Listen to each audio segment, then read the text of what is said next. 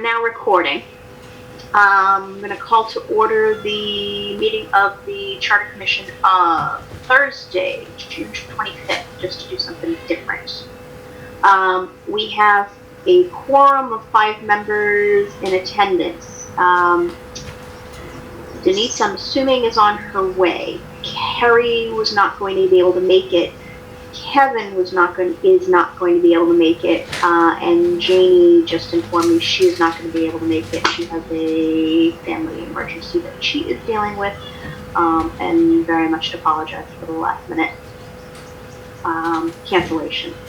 Kevin and Carrie have a work thing. Lauren has also contacted me and said she's going to be running a little bit late, and hopes to be on by about 7:15, 7:20. So my thoughts were, I guess let's start with the meeting minutes, and then we can do just some admin stuff from there.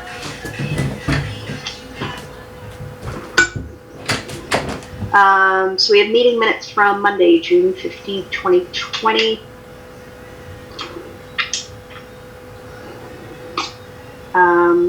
Sandy, did you want to note the change, or do you want me to? You can, because I don't remember what the change was.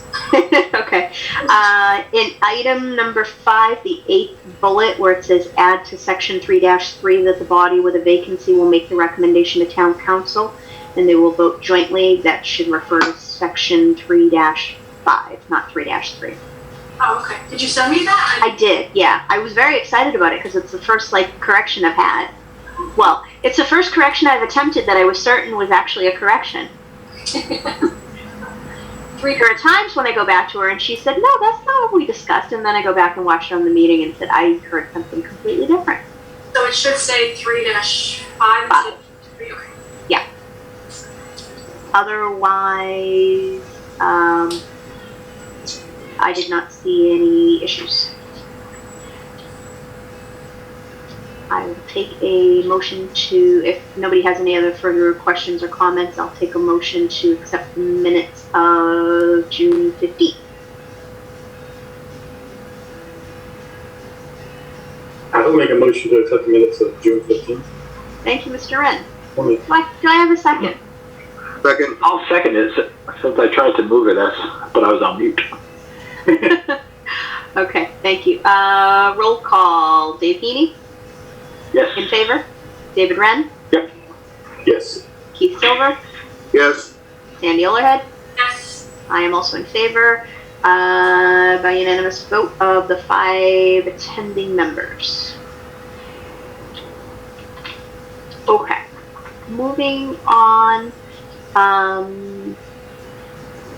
Sandy, do you want to give an update on, not that there is really much one, but I'll at least let you give an update on the status of the printing and at least any of the efforts that we've made, or you've made. So I did, I reached out to Mike Units, who said that the town has never done an insert for the Sun Chronicle before, so didn't really have a preference who we use for printers or, anything like that. So I reached out to the Sun Chronicle. They did get back to me, but just to tell me that she was going to have to get back to me. So she said she didn't really know the cost or how many copies it would need for just Norton residents. So she's going to look into that and get back to me hopefully tomorrow. And then I reached out to, I don't know if you guys know any printing companies. I reached out to the Attleboro Pleasant Printing, I think it's called, because I used them before. And once I know the number, I can get a quote from them. But if anybody has a different company or different suggestion, I'm happy to reach out to others and get a couple different quotes. Nothing.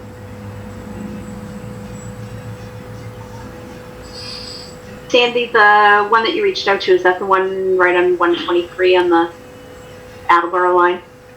Yeah, it's not too far over the line. Okay. All right, hopefully we'll have some guidance on that shortly, because a few of our deliverables are going to have to probably factor in that if they require more advance notice than we think they are going to, we may have to move up a few things and rearrange a couple things. Denise's text. Just so I'm clear, what does the Sun Chronicle do? They insert it into only Norton residents' papers that get delivered? Is that how it works? So? I think we only need to, I would imagine, we can double check with Lauren, but I think we only need to put it in those papers that go to Norton. So, I mean, I know I never got one for North Attleboro, so I imagine it just goes into Norton residents. I don't see why anybody else would need them. So, I think they have seen in the past inserts specific to Norton, like advertising just Norton businesses or something that, so I think it's something that they do for other things, but usually more advertising. Yeah, okay. I mean, it doesn't sound like a whole lot of other things require this, those laws require this, because the one I talked to at Sun Chronicle hadn't done it before, the printer had never really heard of a 25, page insert. My parents indicated we have never done it before, so I think it's something specific to, or, special to charter commissions for the state law. So North Attleboro would have had to have done it, though. But you're not talking to the person at the Sun Chronicle who would have been there, though. No, the person I talked to kind of indicated she's pretty new. So I did mention to her that they had done it before North Attleboro to see if that jogged anything, but she said no, she hasn't been there that long. So. Okay. All right. One second, I just need to shut off notifications. Okay. I have all sorts of things popping up on my screen. Denise said she was running late from work. She's going to join us shortly. Why don't we take a look at the timeline? I'm going to, oh, there she is.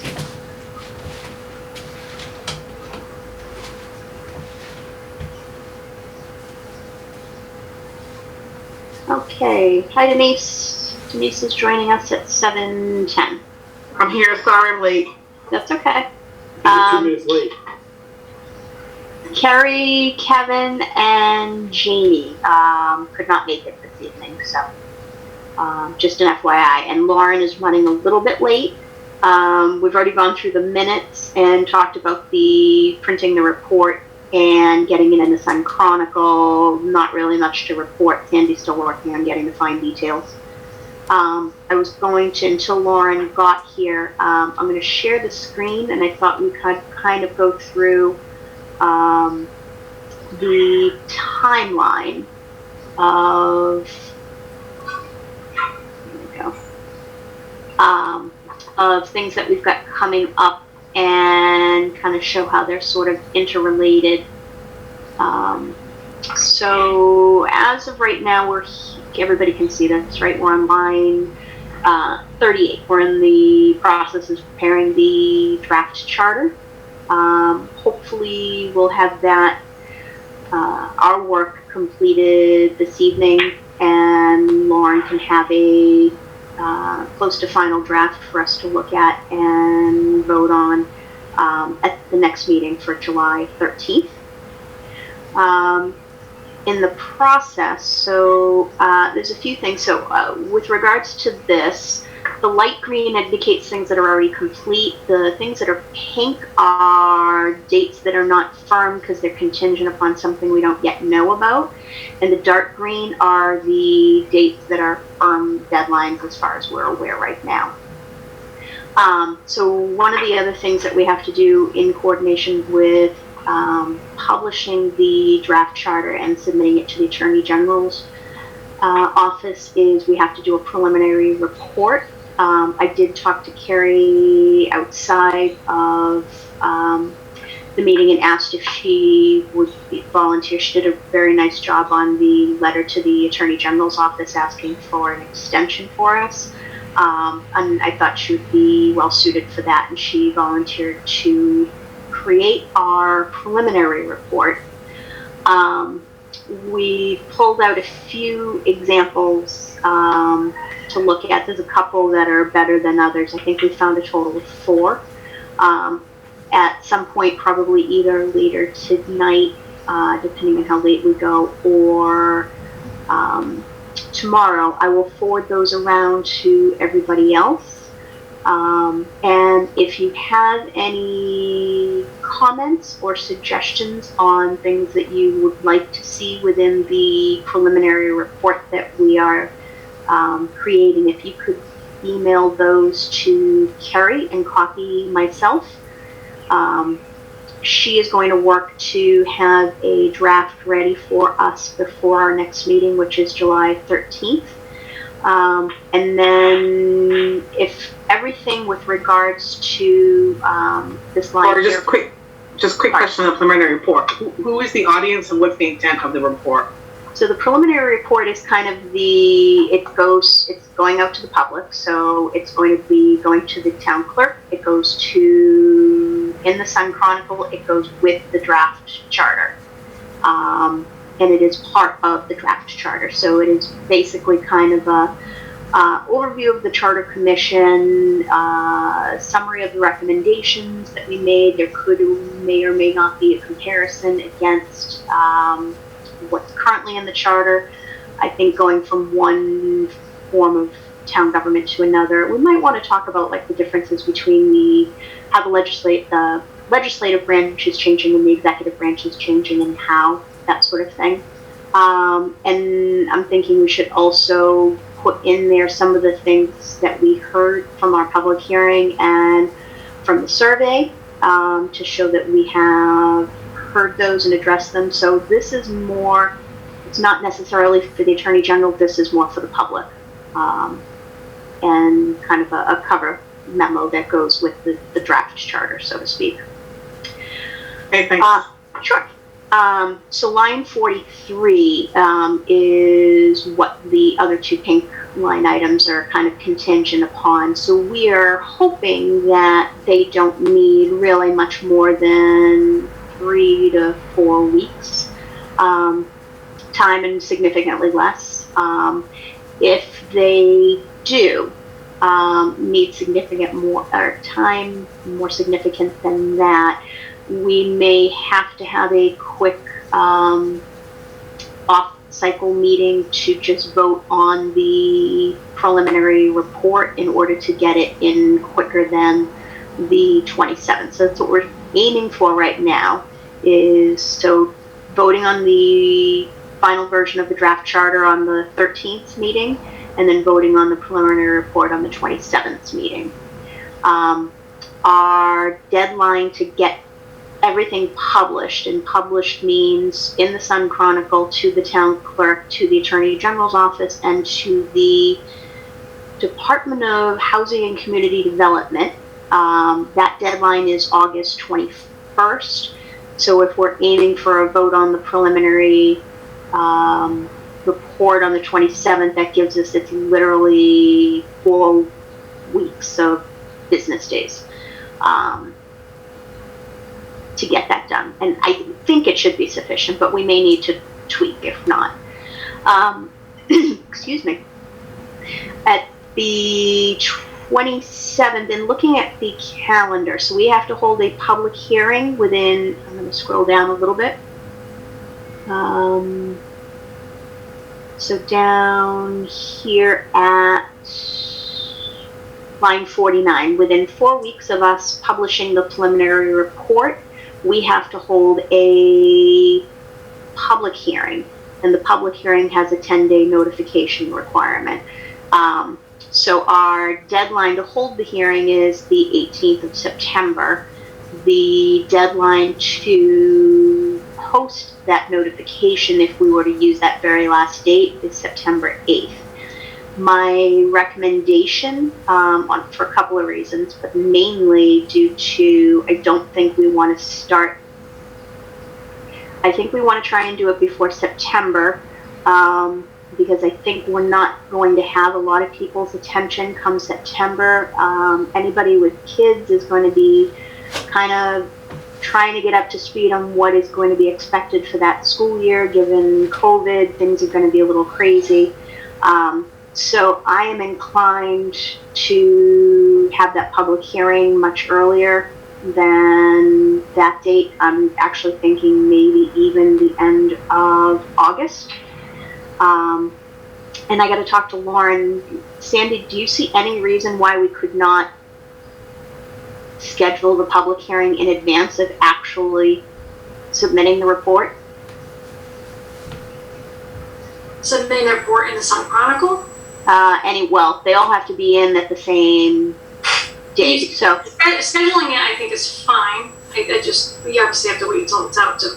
Yeah, but I was kind of thinking, we have to actually have it published before we can schedule the public hearing, but I really don't think we do. So we may have a little bit more time to work with. Also, I'm thinking that if we were to hold the public hearing sooner rather than later, it'll kind of keep us, it'll keep the momentum going with us. Everything will still be kind of fresh in our heads. We won't have some time off. And so that just seemed a smarter move, but I'm open to comments and suggestions if anybody feels differently, if we should wait. Yeah, that timing seems reasonable.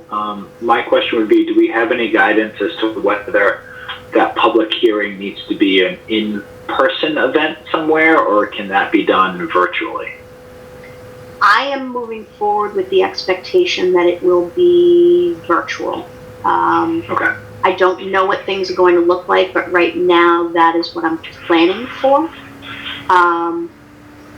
We can get guidance. I don't see the governor repealing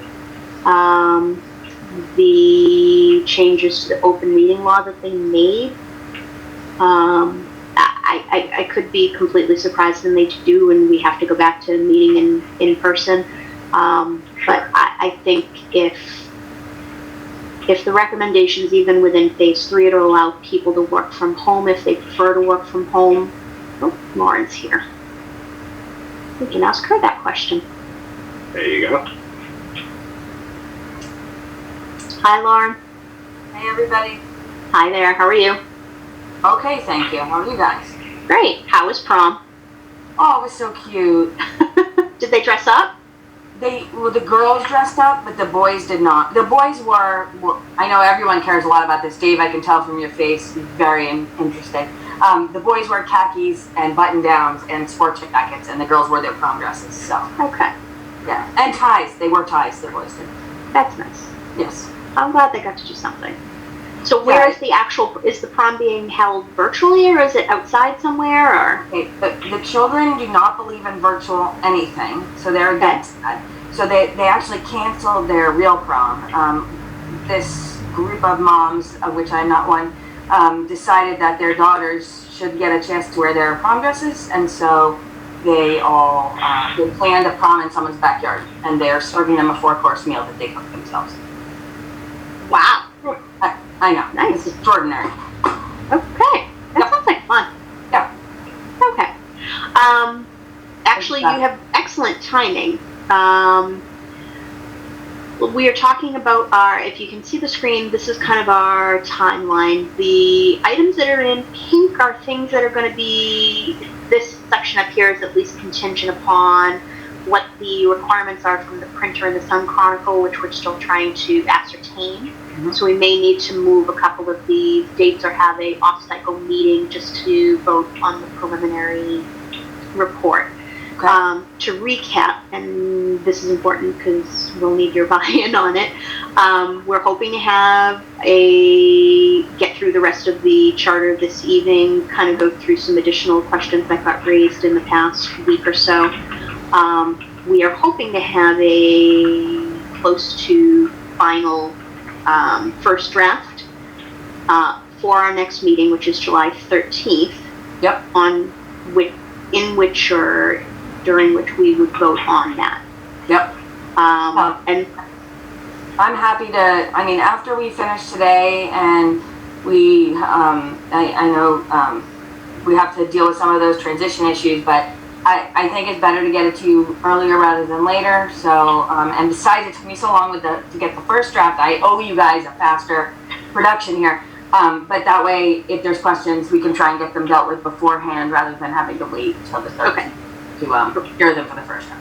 Okay, thank you. So we're going to try and vote on it on the 13th. Carrie Snyder is going to draft our preliminary report. Great. We're going to review that in the meeting on the 13th, and we're going to plan to vote on it on the meeting on the 27th. Okay.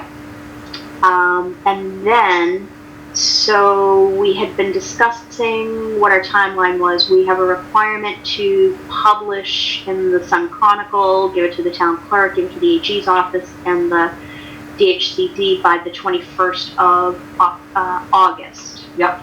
And then we're required to hold a public hearing within 4 weeks of whatever date those things occur. Yes. We had been discussing that we felt it was probably, we don't want to start getting into, we'll probably look to have our public hearing earlier rather than later, meaning probably very late in August as opposed to early in September. Given everybody is kind of up in the air as to what they're doing with their kids in school, we don't really want to be interfering and trying to get their attention when they're just not going to focus on it. So we're also thinking that might as well just get it done while everything is fresh in our heads and we're ready to talk about it. So the first question that we had was, is there any reason we cannot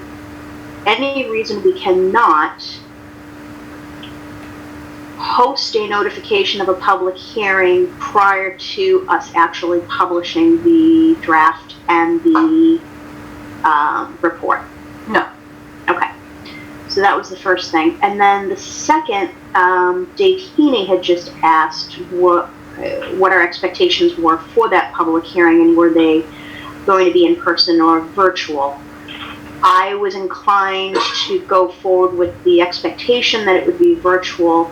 I did not know whether you felt that the governor would be rescinding the loosening of the open meeting law restrictions, or if he would leave it up to the boards to do what they were comfortable with. I don't have a direct line, so it's not like I've been informed by anyone in particular, but my understanding from those that do have such lines is that the ability to have remote hearings will continue for quite some time. Excellent. Meetings and hearings. So okay. I'm going to guess, especially because, and you know, I'm not a doctor, but supposedly the way they're reporting on it, the surge at the end of August, September, October. So if that's going to be the case, then I'd imagine the governor would be very hesitant to change anything. Excellent. Okay. Good answer. So based on, I also don't really want to incur the wrath of people who do not feel comfortable coming out to a in-person meeting. So we want happy, friendly people at our public hearing, and don't want them yelling at us that we are inconveniencing them in any way, and they don't want to come out to our meeting. So I'm inclined to make it virtual. The only kind of comment I have about that is, in some circumstances, I have heard that people do want in person because they are not good at Zoom or the phone or any of those things. So the one thing you could consider is doing like a meeting outside. Not a super long one, but maybe you could open your public hearing outside. Take whatever, I don't know. You can just think about it. Not everyone would have to be there. You could do a Zoom situation there, but that way if there were people that wanted to be present personally, there would be a place for them to do so. Maybe you even just have a town tech person there and do Zoom there, but with them in person. Okay. Just something to think about.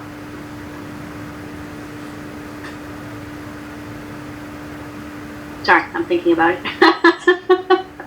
That's not a bad idea, because I know that there were people not happy about the marijuana bylaw public hearing only being virtual.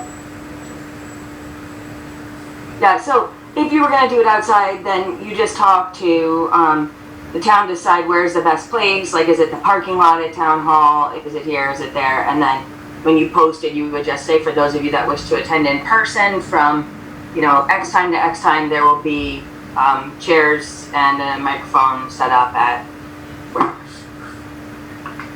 How about this as an idea, as opposed to trying to navigate technology while outside? What if we were to basically open it and extend it, so we'd actually go over the course of multiple days? So we would either start it outside or start it virtually and end it the opposite. So we would technically be holding 2 meetings, but Yeah. for the same public hearing. Yeah, I think you could do that. Okay. All right, so something to think about. I mean, the reason All for right. the hearing is for you guys to get feedback about the charter, and so, in my experience, those are not always highly attended, even though they're really important issues, mostly because I think people don't really understand by that point. They think that the time has passed already for them to provide input. It may be that you go to do that and you don't even get substantive or substantial amounts of feedback at that time. But it's probably still worth it to provide an in-person option. Okay. So, but outside. Okay. Yep. That's fair. All right. Okay, so we answered our questions. We talked a little bit about public hearing and when. My thoughts were that after or in conjunction with the public hearing, we would kind of do some outreach using various platforms that we may have available to us, our town website page being one of them, and then some social media options. So the MC3, it's a PAC, a political action committee that will be working to advocate our recommendations. I was thinking that we could use them to kind of direct people to the website, to the draft charter, to the preliminary report, not allow comments. So close the comments and direct people to address any comments or questions or concerns that they have directly to the Charter Commission's email. We could use the town clerk to do that as well. We also have the option of using the Norton alerts. And I think if we kind of hit them all within, between the public hearing and the outreach on social media, and getting our website up to date, within a 2 to 3 week period, we should have a good idea of what, the feedback is going to be. Depending upon when the hearing is, we'll have the Attorney General's opinion due back by September 18th. We'll have to review that and address any issues, and we can do some fine tuning. But we should also probably prior to that have a meeting to discuss what we heard at the public hearing and from the public in general through the platforms that we're using. See if there was any new information that we had not considered, see if anybody wants to make any motions to reconsider. If not, and once we have the fine tuning and the Attorney General's issues, if any, resolved, we would go ahead and vote on the preliminary report would become a final report, and we'd have a final draft charter, and we would vote on that sometime around October 23rd, which would, or before October 23rd, technically, which would align with the having to provide the Attorney General's office, the DHCD, and the Board of Selectmen with our final report and draft. So timing on that is going to be a little bit TBD depending upon some of the other circumstances. And then the thought was, once that was complete, probably start holding some public outreach, doing more kind of awareness and education starting in January of the following year. We can have some discussions as to, you know, how we want to go about that, how many info sessions we want to hold.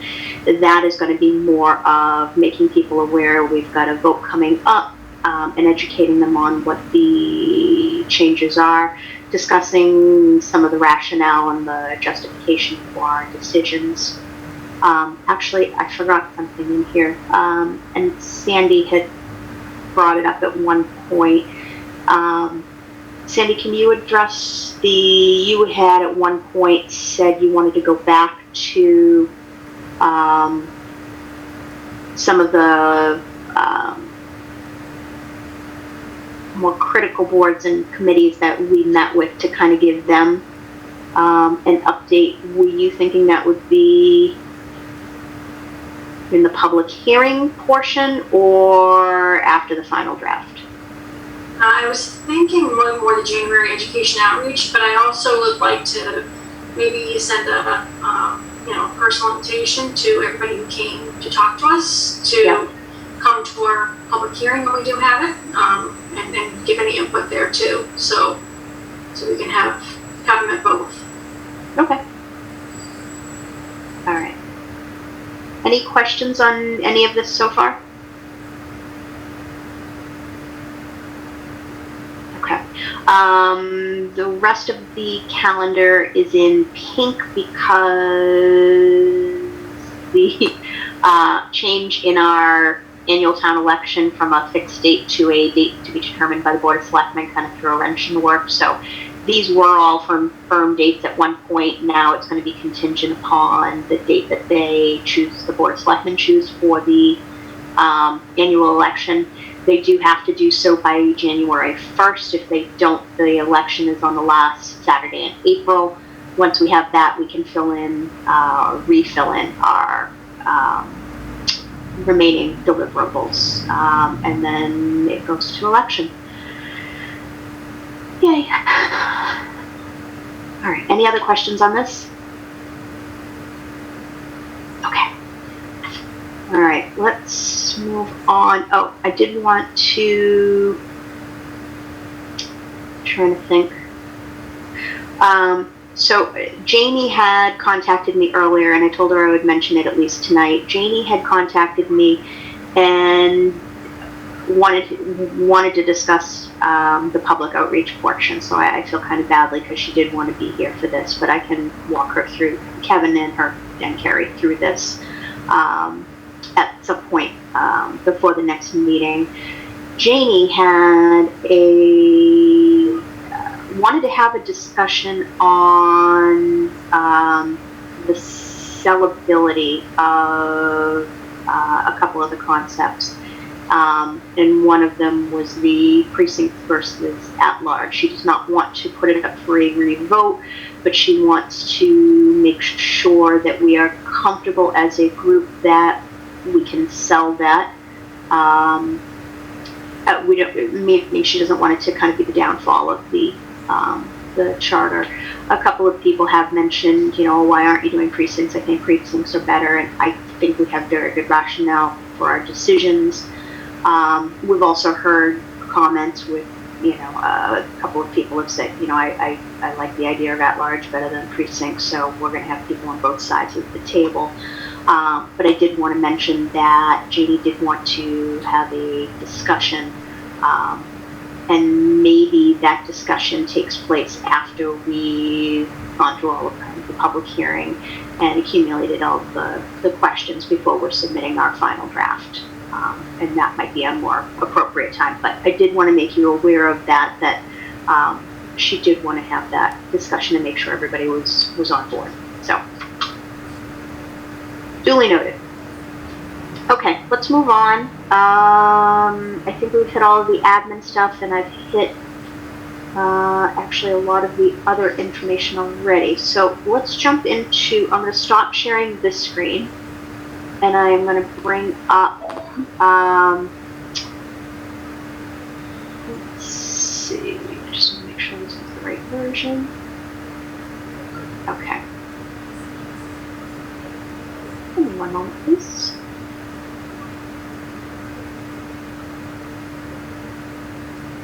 Okay. So this is, and I'm gonna move you guys because now you're in my way.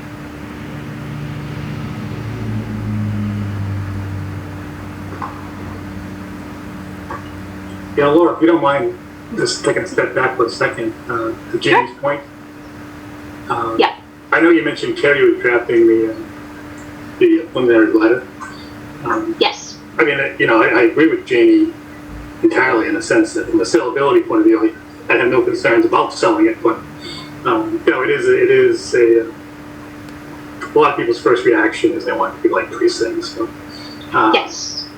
So I guess I'm kind of wondering if maybe the letter should sort of address that. That's not a bad idea. It's probably one of the first things that people will latch onto, other than the town council itself. Yes. Yeah.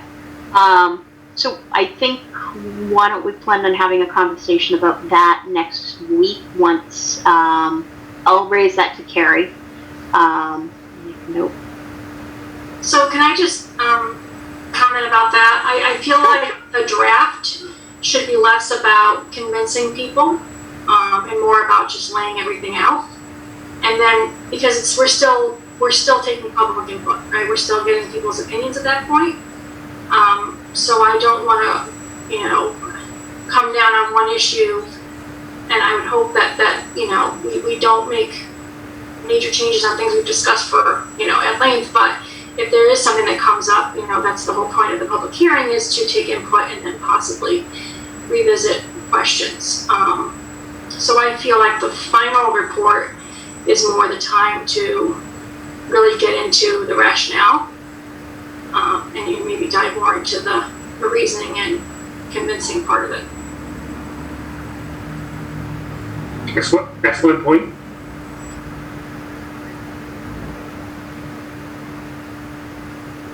Anybody have a different or new opinion on that?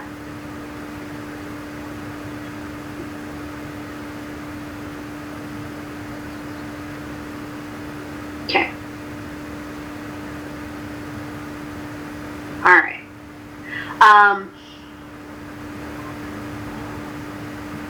Okay, so we're gonna move on. Let's talk about the charter. So my intention was to take up where we left off last week, and then go back to not necessarily the beginning, but there were a few areas where there were some new questions raised in the past week and a half or so by some people. So, and there were a couple of things that we still need to have addressed.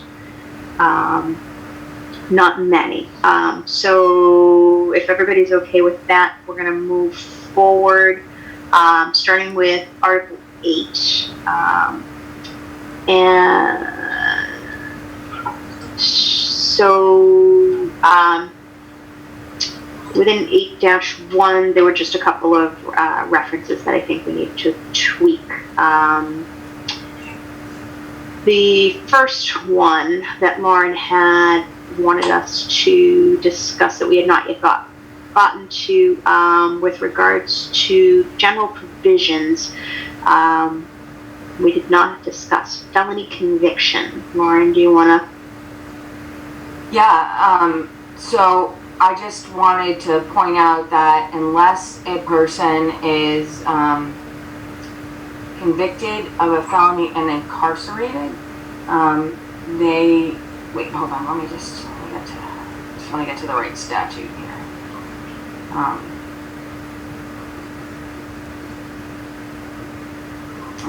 Okay. Sorry, 2 secs. That's right.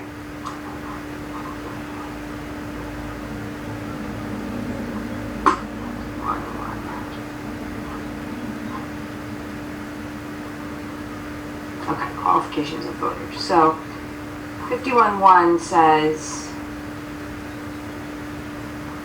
every citizen 18 years of age or older, not being a person under guardianship or incarcerated in a correctional facility due to a felony conviction, can be registered to vote. So this issue of being incarcerated for a felony conviction is different than what this says right now. So a person who's incarcerated for a felony conviction, it would mean if they go to jail, then they no longer hold their office.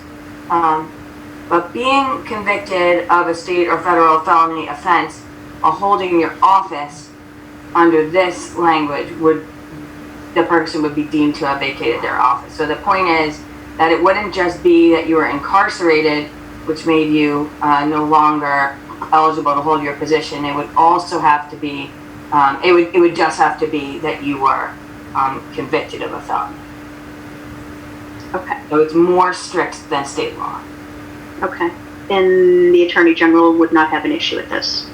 No, this is in a bunch of other charters. In Fall River, just for an example, they have language that's somewhat similar. There's a number of others because as long as you're a voter, you're eligible to hold your office. So in order to kind of take that next step, you have to determine, and it would have to be in the charter. Otherwise, if a person was convicted of a felony, but it didn't involve incarceration, they would remain in their elected office. Is everybody comfortable with this clause? Anybody see a reason to loosen it to the state level requirement? Okay. We will accept and move on. The next section is 8-2, charter revision or amendment.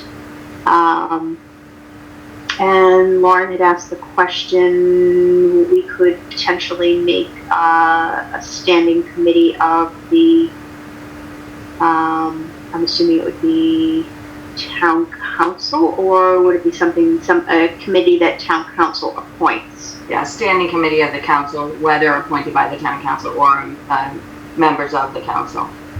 Okay.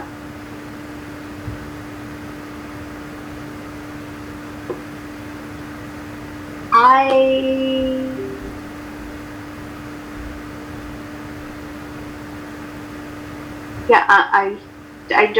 don't really have a preference one way or another. So this would be in lieu of the current version that we have, where there's just an appointment of a committee every either 5 or 10 years. I think 5 years for the bylaw, and every year ending in 5 for a bylaw, and year ending in 0 for a charter review. Right. Is it your recommendation that we have a committee, a specific committee, or a standing committee?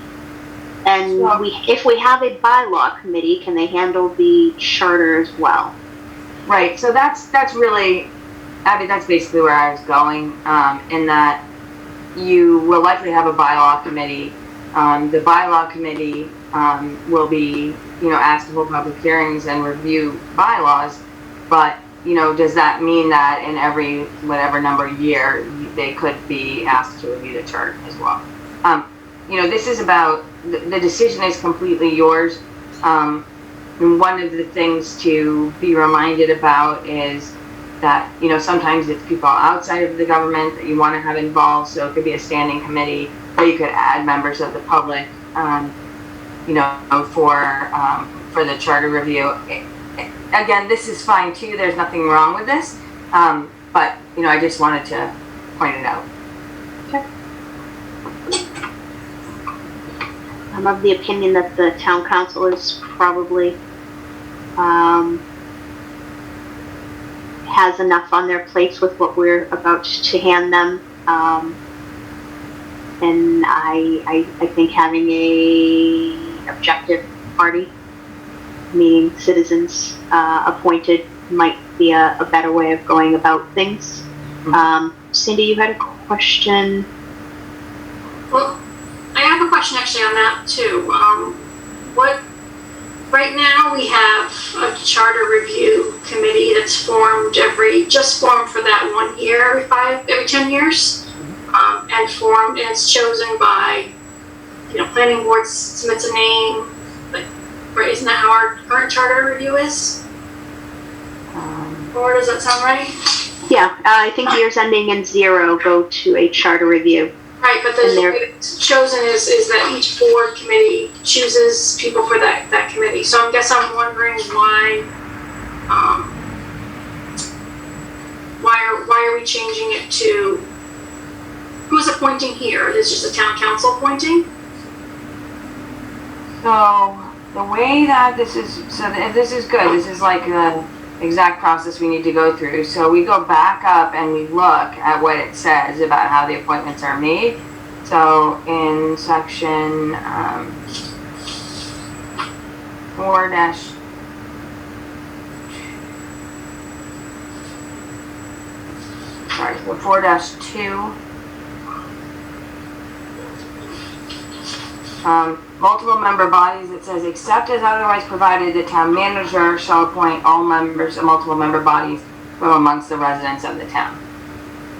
That's 4-3A2.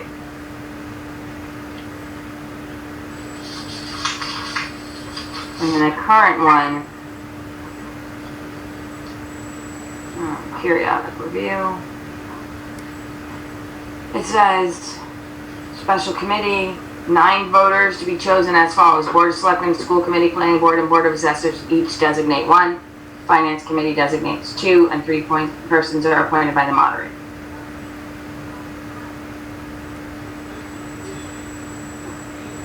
So that's, I mean, the reason there's 9 is likely the same reason that there's 9 of you, that they felt like 9's the right number to provide kind of that scope of review, etc. It is not, there's no requirement that it be 9 people, and certainly in other towns it's smaller.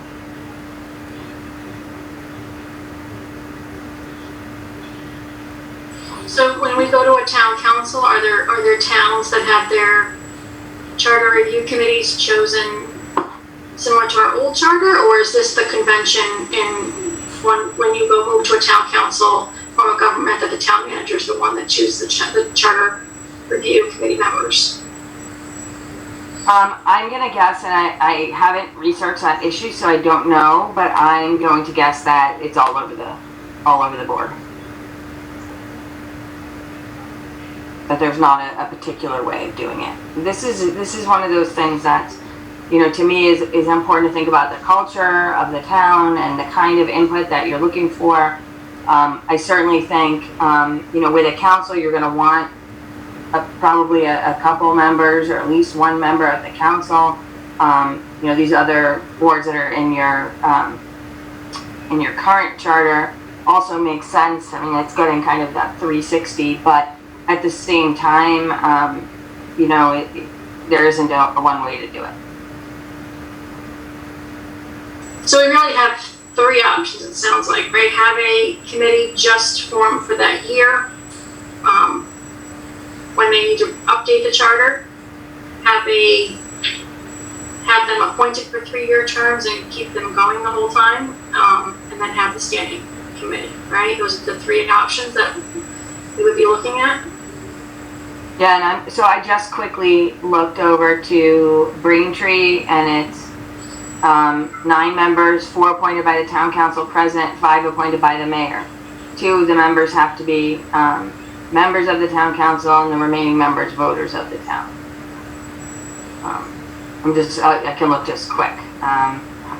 In 7 residents appointed by the town council president with the approval of the town council. That was Bridgewater. Braintree. Weymouth doesn't say. Oh, the mayor and the town council are required to provide a periodic review of the charter. So they file a report. Watertown.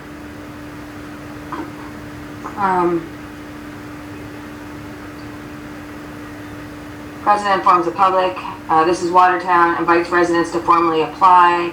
Interviews all candidates and selects 6 residents who, together with members of the town council, make up the Charter Review Commission.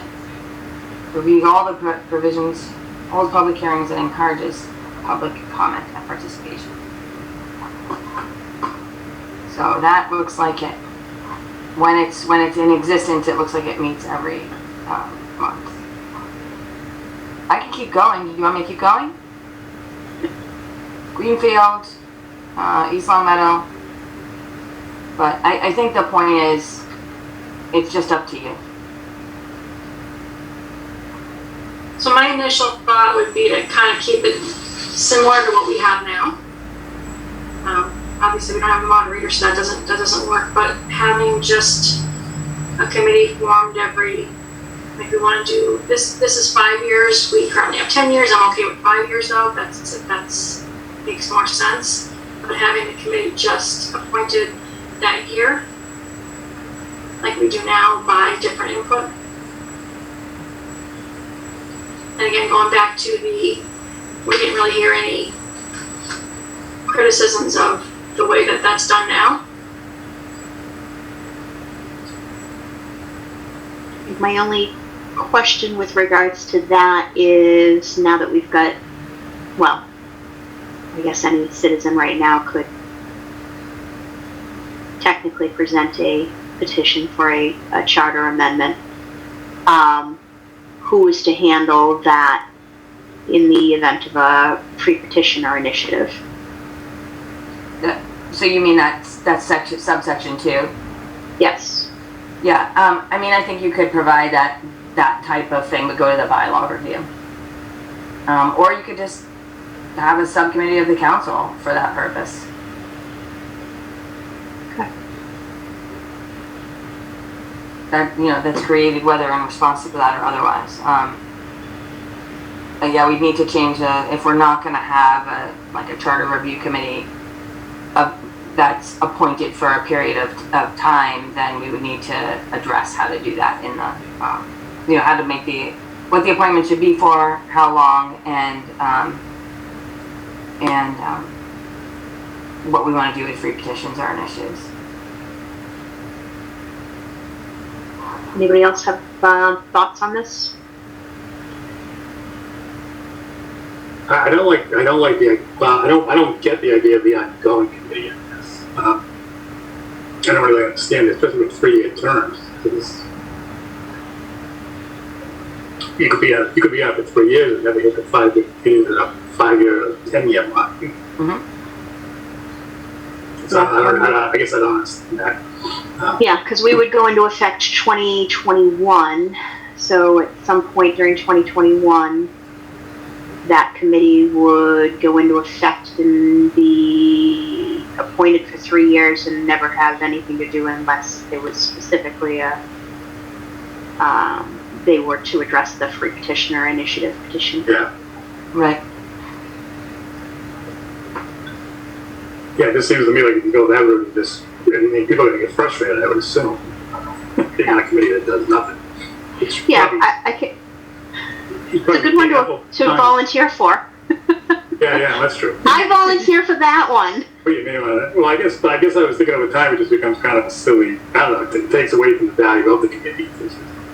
Yeah.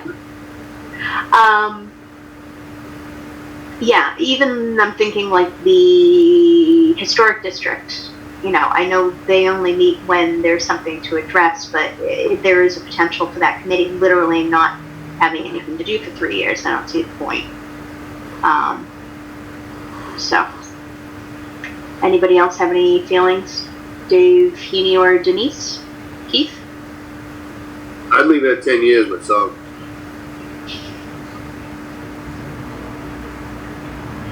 Lauren, is there... Sorry, go ahead, Keith. It's going to be hard to fill the committee, I think. It's just me. Lauren, is there any reason it's the language that's in here right now is 5 years? Does it have anything to do with the form of government, that change, or is that just more? I think so. If you look at it, it says, shall study the charter and implementation and make a report with recommendations in each year ending in 5 and in 0. I think the idea here is that it's likely whenever you change form of government, you do have issues you need to tie up that, despite all good intentions, still remain as issues. The other thing is that these free petitions and initiative petitions, they're coming to,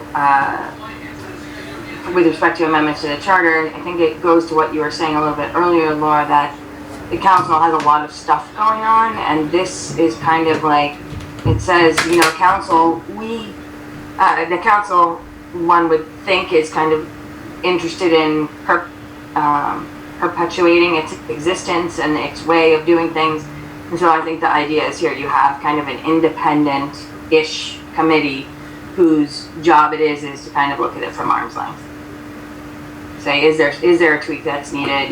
Is this free petition a good idea?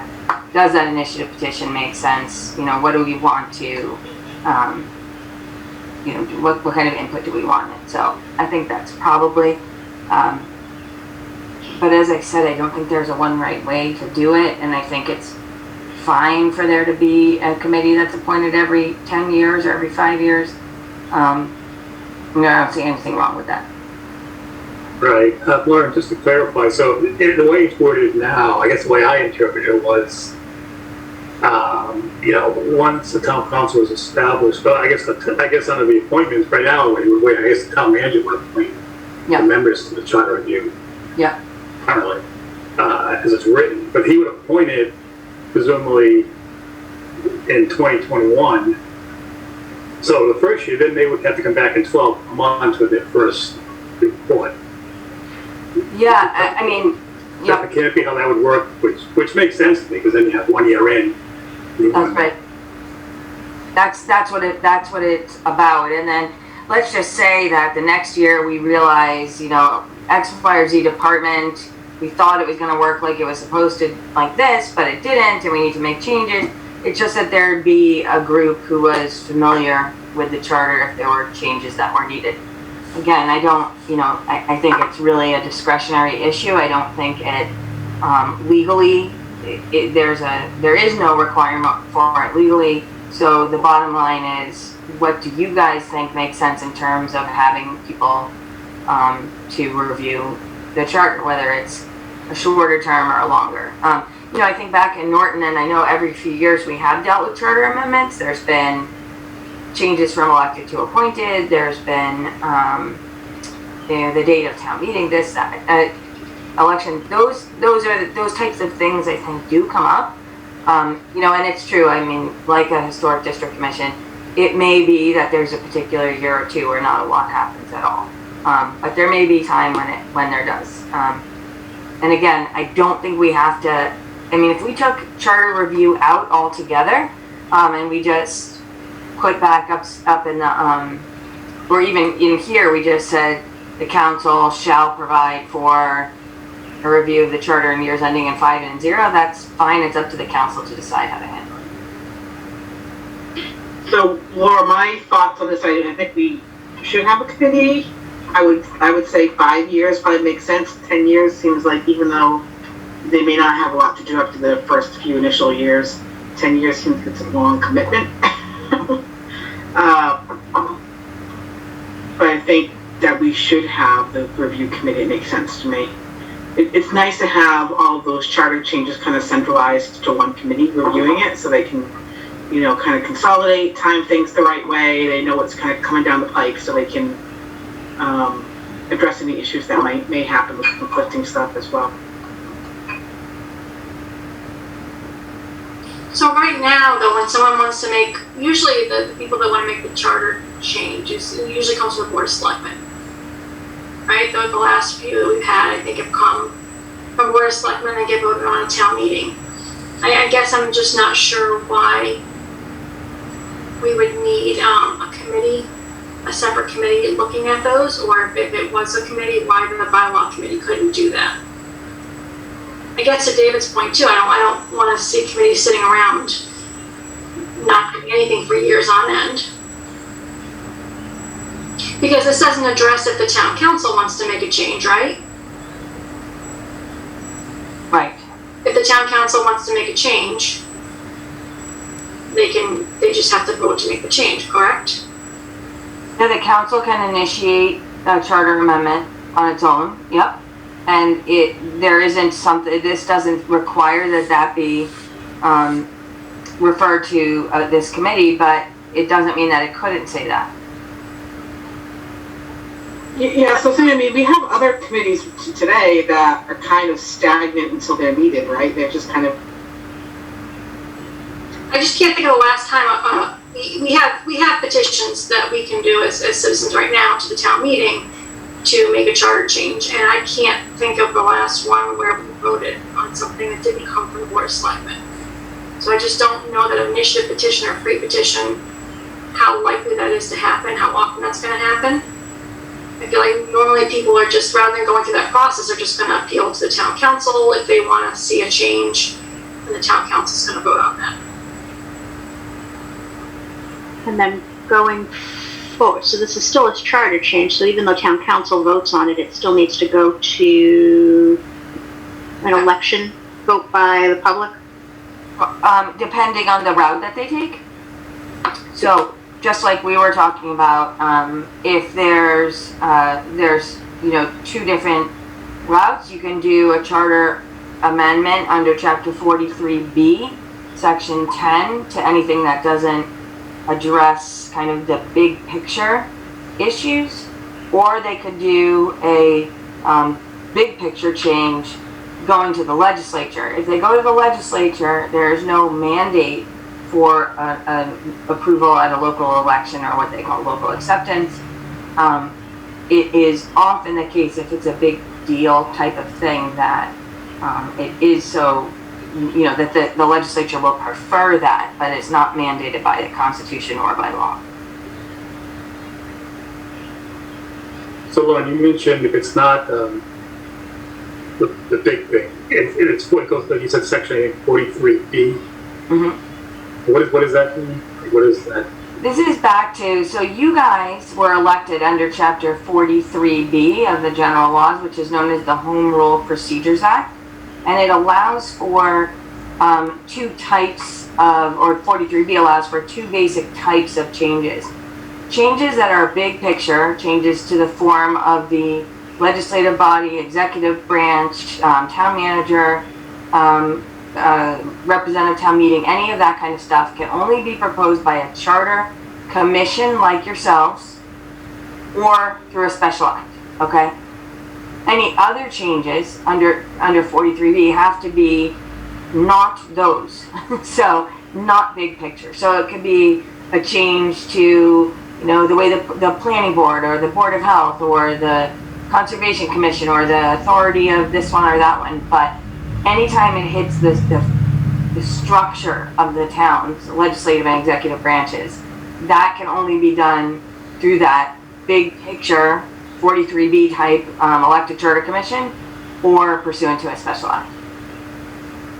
Right. So I guess I'm sorry, maybe I'm confused, but so let's say it's not big picture. They just want to, I don't know, the planning board. They want to call it the planning board. They want to call it the select planning board. So. No, that's not big picture. It's only about the executive and the legislative. Right. So if it's not big picture, how does that work? Oh, then it can be proposed by the council by a 2/3 vote under Chapter 43B, and it goes to the ballot at an election.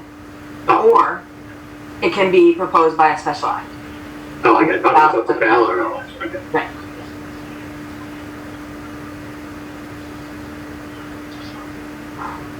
That's why I was getting confused. Instead of legislative branch, I couldn't figure out how they voted their own proposals.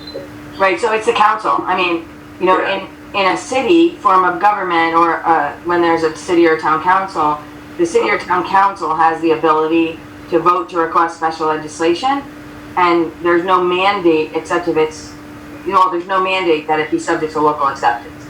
In theory, the legislative branch could ask for a special act which would be applicable to the town with no voter participation. It's not typical, though. Anytime there's a bigger picture issue, changing a position from elected to appointed, cutting short the term of an elected official, removing significant authority from the from any particular body addressed in the charter, that's likely to cause the legislature, the state legislature, to be interested in using a ballot question. Because rather than the state legislature putting itself out on a limb and saying, yes, we grant to the Council of Norton all of these things, instead they say, sure, if this is what the town of Norton wants, if the town of Norton can have it, but you have to accept it at an election. The voters have to have a chance to have a part of it. So, so that's kind of there's two different routes. And the special legislation route does not require voter acceptance. And when you say special legislation, that was the special act you were referring to? Yes.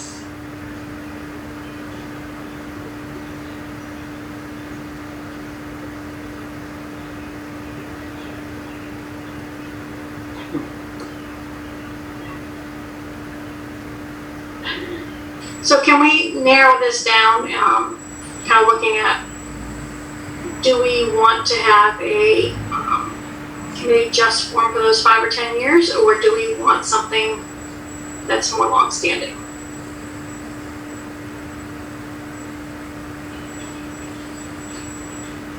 I think we need one, I think there probably should be a committee for the first year, but that could be handled in the transition section of the charter as opposed to here.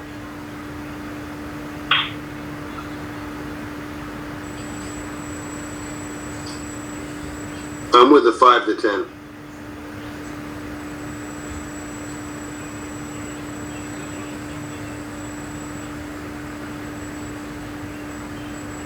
I don't know how I feel about.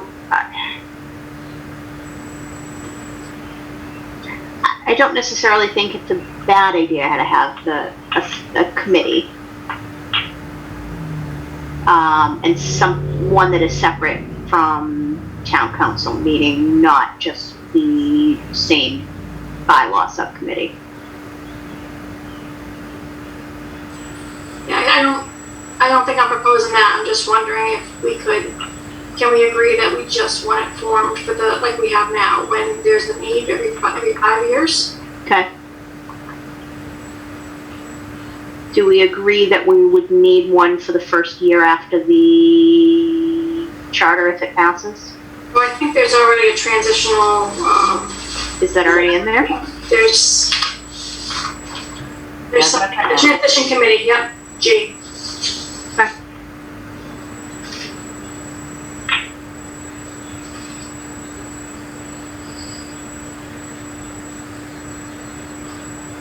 Okay, so that's specifically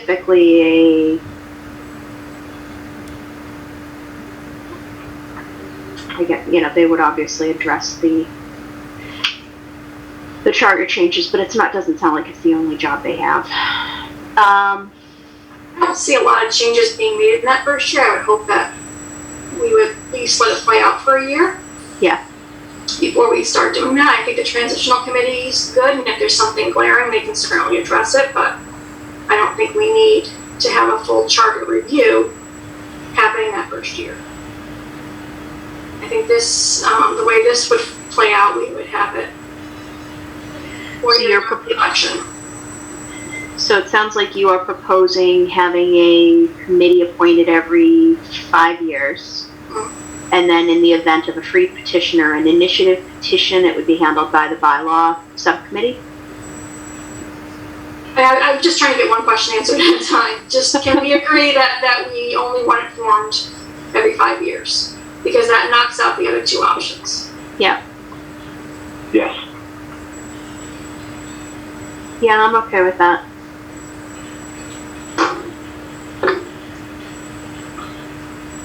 Okay with me? Fine. David Wren, you are on mute. You're still on. I said fine. Okay, but a committee appointed every 5 years, not a, I don't want to say standing because that's not the right word, full-time committee. Right, just form for those 5 year periods. Okay. Well, over that year during the 5-year period. Right, so it would be in a year ending in 0, there would be a committee appointed. In a year ending in 5, there would be a committee appointed. Right. Yes. For 1 year, and who do you want to be the appointing authority? I would say I would like I feel like I didn't really look at this in charters. I don't like it being the town manager. I feel like it should be a little bit of a variety. Yep. I think town council should be on there as well, or at least one member. Right, so I think town council, like similar to what we have now, town council appoints a few, depending on how many we want. And I don't have a problem with the way we have it now. Planning board, has one. Sorry, Sandy, just a quick question. Town council appoints one of their own members, or they appoint a member of the public? One of their own, like they do now. I'm sorry, I didn't get that. One of their own, like they do now. Like First Selectman does now. Okay. Do we have members of the general public? Yes, that's where I think we need to say who's going to choose them, because right now the moderator chooses them. Right.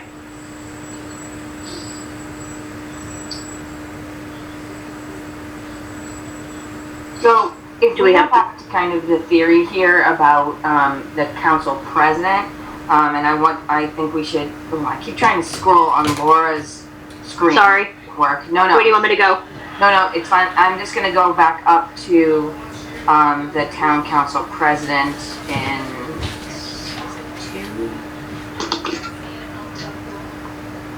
Town council president. Oh, and yeah, it's 2-3. Of course.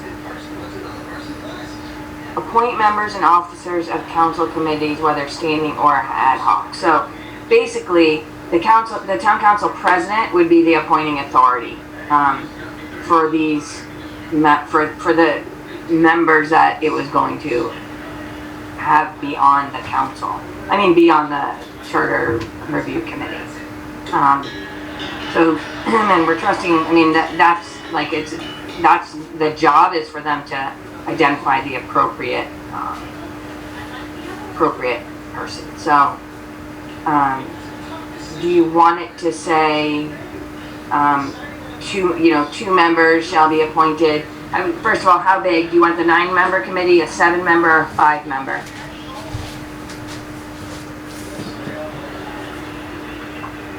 I think 5 doesn't seem like enough, depending on how many people we're having appointed, or have providing appointing authority.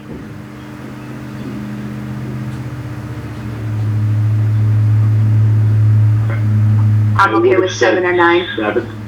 Yeah. Yeah, 7's fine.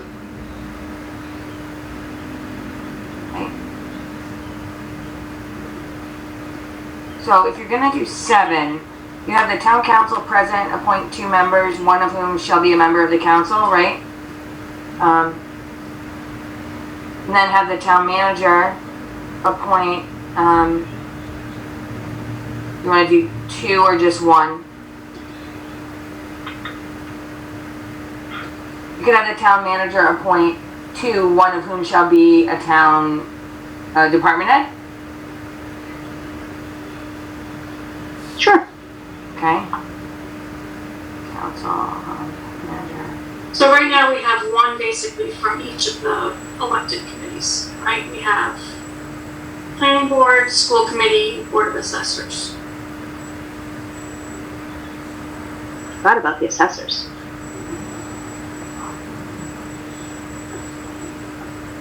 And right now, Cindy, the town manager does not appoint anybody. Right.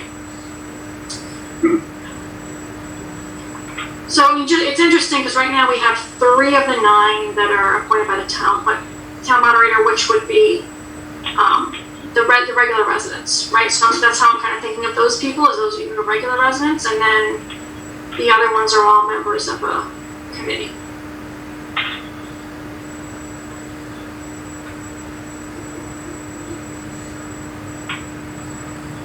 So I do think, I understand, I think it's important to have the elected boards represented, but I do think you want to think about having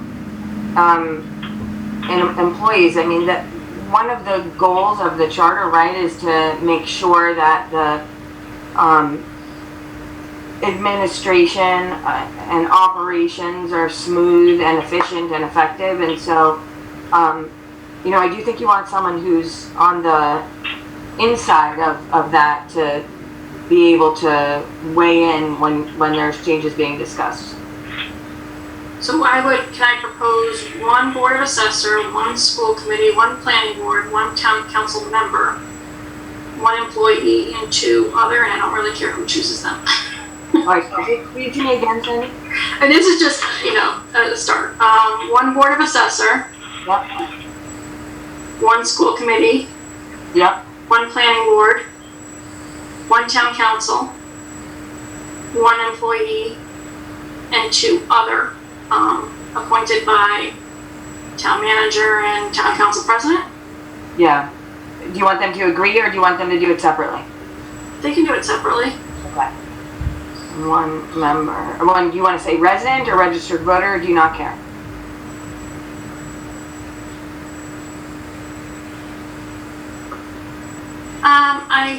I think I would go with voter on this one. Yep, I did. I was going to have to go to the ballot, so. I would, yeah. All right, so this seems to be in line with where Lauren had started. Okay. So I have it written right now to say the town council shall provide for review of the charter in years ending in 5 and in 0, or more often as it deems necessary and appropriate. Such review shall be conducted by a committee consisting of 1 member of the Board of Assessors, 1 member of the school committee, 1 member of the planning board, 1 member of the town council, 1 employee, and 1 registered voter appointed by the town manager, and 1 registered voter appointed by the town council president. I like it. Should we specify that those registered voters are non-employees, or do we care?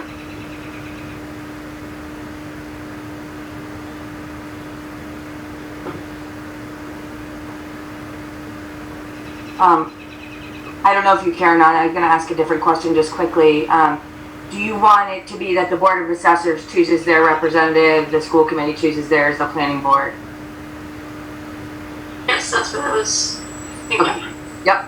I want to say so just so that we don't run into a question about how to do it. I'm inclined to have the 2 voters, well,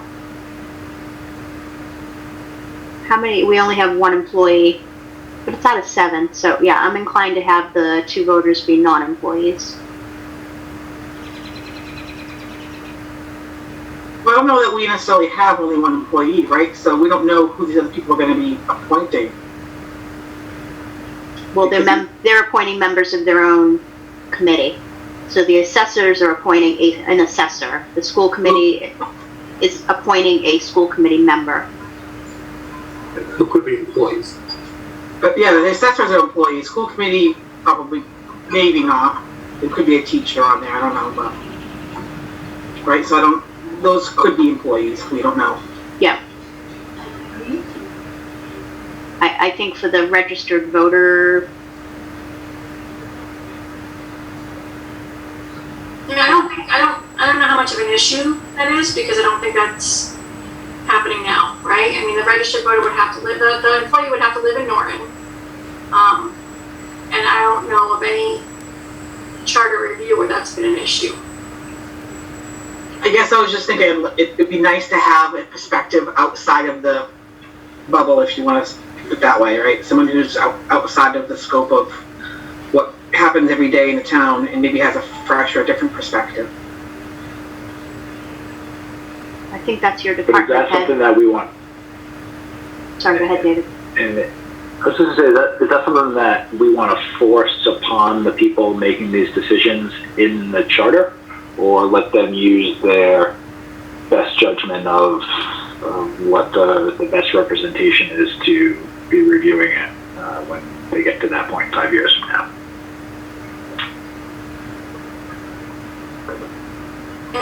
like I said, I guess I think this is similar to what we have now, and I don't feel like we've had an issue with any of that now. So I'm thinking the likelihood of it being an issue in the future when it's written pretty much the same way is not high. Yeah, I agree with that. I think I agree with Dave's point too. You know, it's the appointing body is also aware of that issue and let them decide how they're going to get to it. Right, and we're assuring a member of the town personnel within the town manager appointing a department head. So we will have representation of at least one there.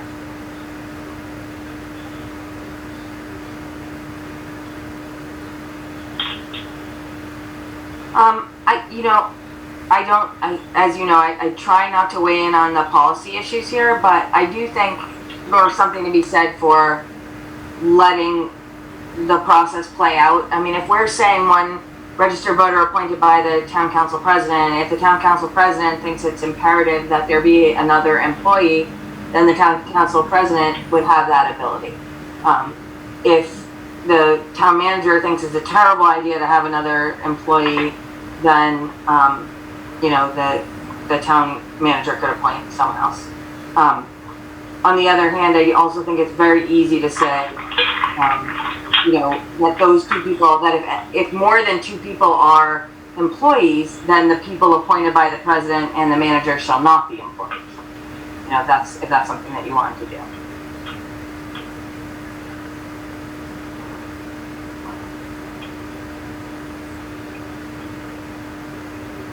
Do we feel that strongly about this, Denise? I don't. I don't feel that strongly about it. I don't either. I think we leave it to the discretion of the appointing members. You want me to read it one more time? Sure. Right. The town council shall provide for review of the charter in years ending in 5 and in 0, or more often as it deems necessary and appropriate. The committee shall consist of 7 members. 1 member of the Board of Assessors is designated by the board. 1 member of the school committee is designated by the committee. 1 member of the planning board is appointed by the board, or I should say is designated by the board. 1 member of the town council appointed by the council president. 1 employee appointed by the town manager, and 2 registered voters, 1 appointed by the council president and 1 appointed by the town manager.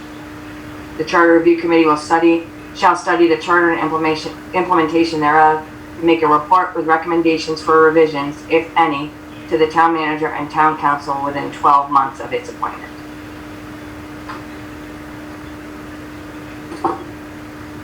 I like it. I'm good with it. I was just curious, Lauren, what if somebody from like the Board of Assessors, what if they never wants to be appointed? What happens then? Say it again, I'm sorry. Yeah, what happens if, say the Board of Assessors, who can make, appoint one of their members and nobody on the board, nobody on that committee wants to be part of the charter review committee? I mean, it's not unusual to say, or they're designated. Yeah. Do you want me to say that? And what if we don't? If we don't, then it would have to be one of them. Okay. A designee could sit in, but they couldn't vote.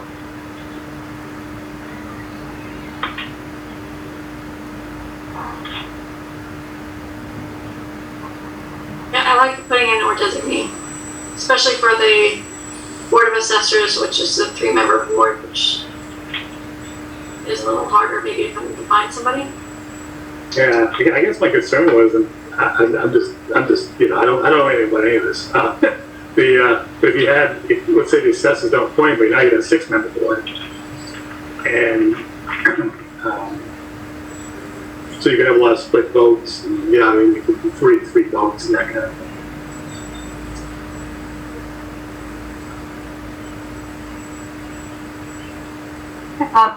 This same concern came up with the community preservation committees, as I'm sure you might imagine, because it requires members of the committees various committees to participate, and it doesn't allow for designees, and I have not seen it be a huge issue.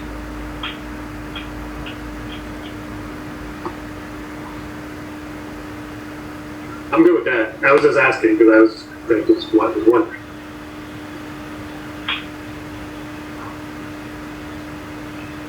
I'm inclined to go with designees. I concur. Everybody in agreement? Yep. The one night about that too, just so if you want to feel like there's another really good reason for that is, let's say that someone's on a committee and their term ends. Let's say on the Board of Assessors and their term ends and they didn't run for the election, but they're knee deep and the board would prefer that that person stay. This gives that flexibility. Did I understand you to say that designees don't get a vote? No, if we say or they're designees, then they would. Okay, got it. Good. Okay, then I'm good with that. Okay. Everybody's in agreement? Yep. All right, Yep. moving on. Where are we going next? Laura, we have to address who's going to do the pre-petition, right? Yeah. Are we of the opinion the bylaw committee should do that? I guess I'm not sure why a pre-petition here for charter change is different than any other pre-petition just going to the town council.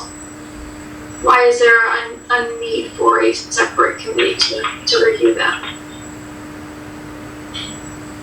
So I don't think there is. I mean, it's, and I think the discussion, Sandy, before was that one of the reason would be that a charter amendment is just the kind of thing where you want to make sure you have some experience and some people that know how the charter works.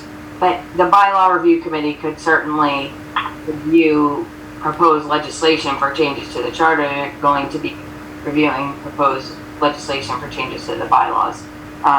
If you had a committee that's appointed for a period of years, then it would make sense to utilize that committee to assess. But in the absence of that kind of multi-year committee, I don't see there being a need to address it at all, unless the committee wants to. So we can leave it up to the town council to decide if they want to use the bylaw review committee, and we'll just so we just leave it open to them to. Yes.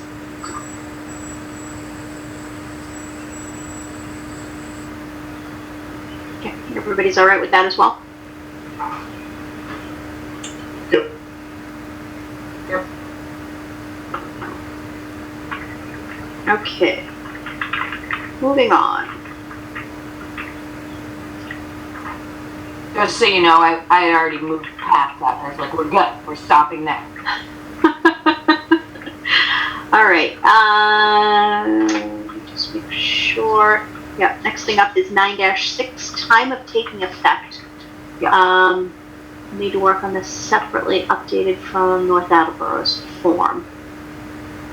So, right. So this was the form of North Attleboro's transitional provisions, and essentially what they did is they said everybody who was holding the office beforehand will continue to do so until the new council is sworn in. They said, the current Board of Selectmen and the current town meeting legislative form of government would continue to be able to exercise their duties until the new form of government. And that there would be a as soon as the new council terms began, the office of Board of Selectmen would be terminated and abolished. So that was those issues. In addition, they had a special election, and the special election was to provide for the election of the council members. Again, here we have, some for 3, we're going to have rotating terms. So the requirement was that, we put them on the ballot, 3 for 3, 2 for 2, and 2 for 1.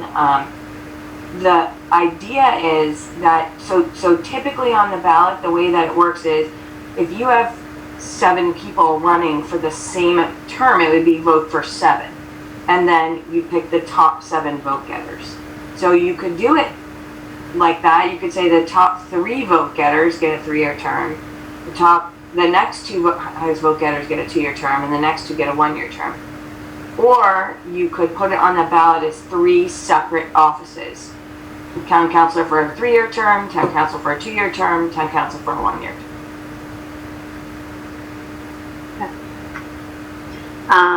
I think Sandy had raised a suggestion that she would prefer to see it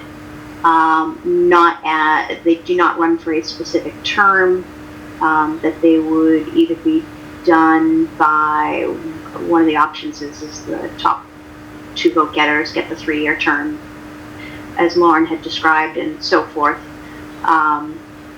I was also so inclined just to have it random drawing to determine the seat term once the top 7 vote getters were elected.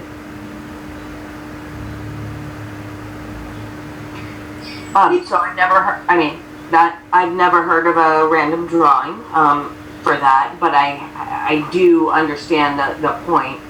Essentially, everybody would be in exactly the same position, and it would be chance as to who gets a shorter or a longer term.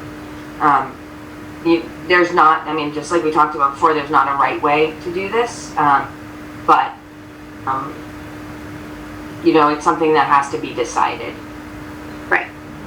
I think I like the top vote getters getting the 3-year term because they have the most support. So versus the ones that maybe just squeaked in, we're giving them a 1-year term, and then we can unelect them the next year if we wanted to. Yeah, I like the order of votes. I'm good with that. Anybody have any issues with it? I'm good with it. I have no issues. I also think it would, I would be afraid that people would be inclined, we'd have 9 people running for the 1-year seat and nobody running for the 3-year seat. So I'd just as soon make it set ahead of time that we will have hopefully have a fully staffed town council after the election. Yep. Okay, so I'm just gonna write in there and I'm just gonna say it straight out with those receiving the highest number, and I'll just write it out just as we've been discussing. Okay. Okay.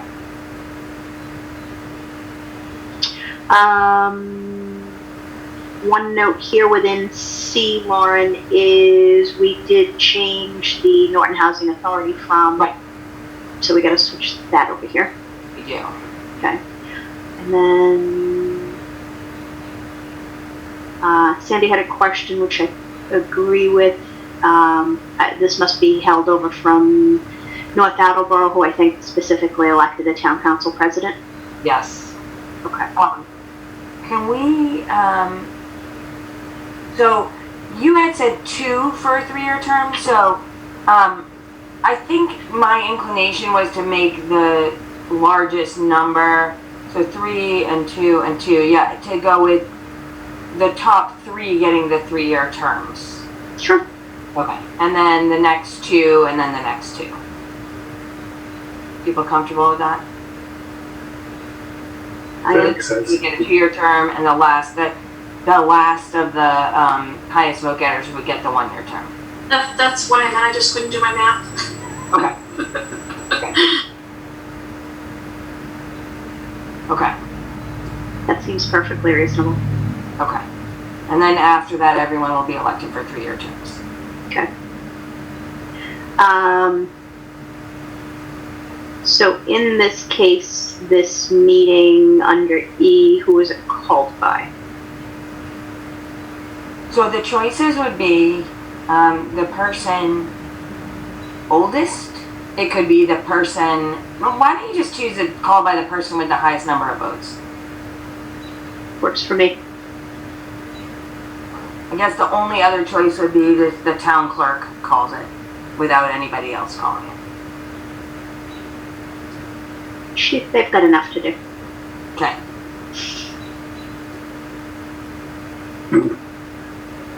So I think isn't that how it worked for us? Didn't the town clerk call our first meeting? She did. Yeah. She was a wreck. Oh yeah. You didn't know, she'd never done that before. No, she did not like that at all. Really?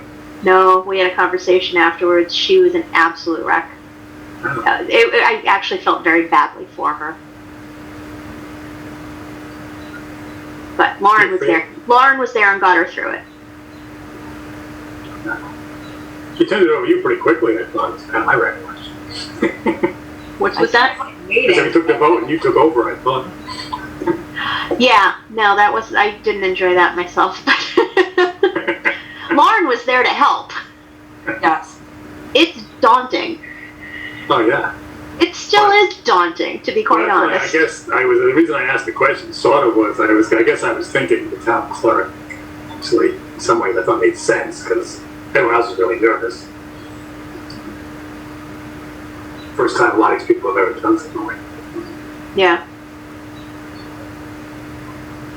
Yeah, I think it's more fair to put it on the person who was elected versus an employee, right? Yeah. Okay. Okay, moving on to F, appointment of the licensing board. Have not discussed, indicated town council would act as the licensing authority. A separate board can, however, be created. I am inclined to make the town council the licensing board, but I'm very willing to listen to other points of view. I'm with you on that.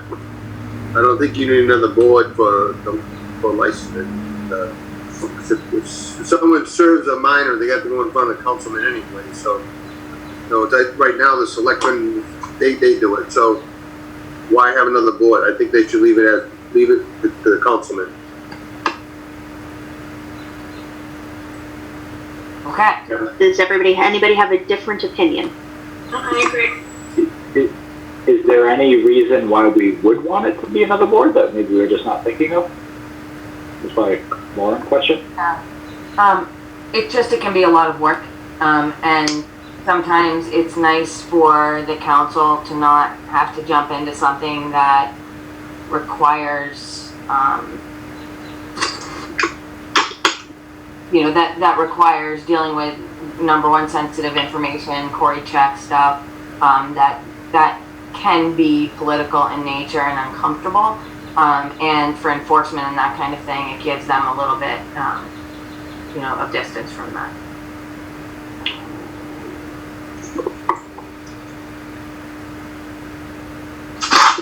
Water separate licensing board. North Attleboro has a separate licensing board. And let's go and look at Weymouth and.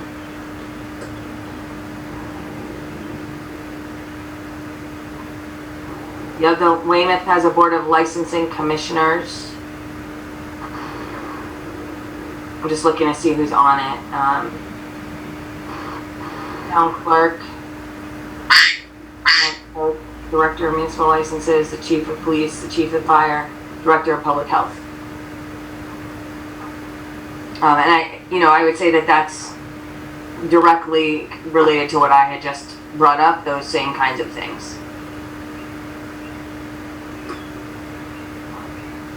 Looking at Braintree, Board of License Commissioners. Now, also, as you know, these provisions get carried from one town to the next. They just, they show up in the charter. So I don't know if this is something they really felt like they needed, but here it's town clerk, director of municipal licenses, inspector of buildings, licensing coordinator, fire chief, and police chief. And they're acting on alcoholic beverages licenses, club licenses, in-holder licenses, package stores, annual entertainment, auctioneer, auto dealing, common vic, wine and malt, one days, jukeboxes, junk and salvage yards. The idea, I think, is that these things are more operational, and so that these groups would be better. That this group of people would be better situated to make those decisions. But again, I think the council is also well situated. So it's really a matter of what feels the most comfortable. I mean, what we could do is we could write it in here with an option. We could say, back up in the council's authority that They can appoint their own. I'm sorry, what? They could appoint their own. Yeah, that the council shall act as a licensing board, provided, however, that it shall be authorized to appoint a licensing board, and we could even say, including but not limited to the following positions, or something like that, or just appoint a licensing board. I like that option. Yeah, I'm fine with that. I would hate to take it away from the town council completely if they couldn't put it on other people and dictate who that's going to be, because that's now new jobs, changing other people's jobs that, from what we haven't talked to anybody about that, right? We haven't talked to any employees about how they would feel about that, so. Although I would guess that they are all being asked to weigh in on these things. So with a liquor license, for example, you know, there has to be a determination about whether the manager is a appropriate person to hold the position. So the police chief would be the one who's running the Cory check on that individual. You know, the fire chief is going to have to weigh in on that. And I'm not saying it has to be those people, but these departments are going to be consulted no matter what. But this would, if we made them the licensing board, they'd have to have a public meeting and go through all that. So again, I think that if they all agree to that, that would be fine. But where we haven't brought that up with anybody, I would hesitate to make that change.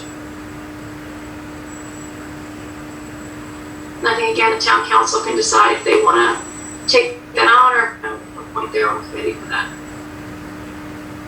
Yeah, and I think it's easy to add it in. I don't think that's a problem. So it's really what you guys think makes sense.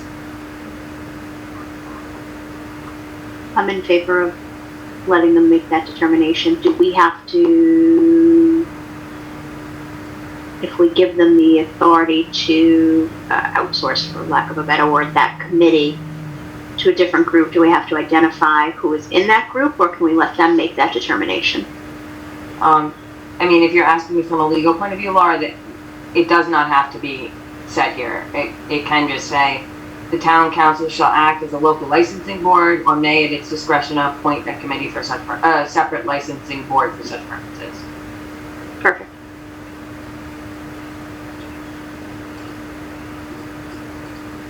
Okay. Everybody is okay with that? I love it. Fine, Good with me. Okay. okay.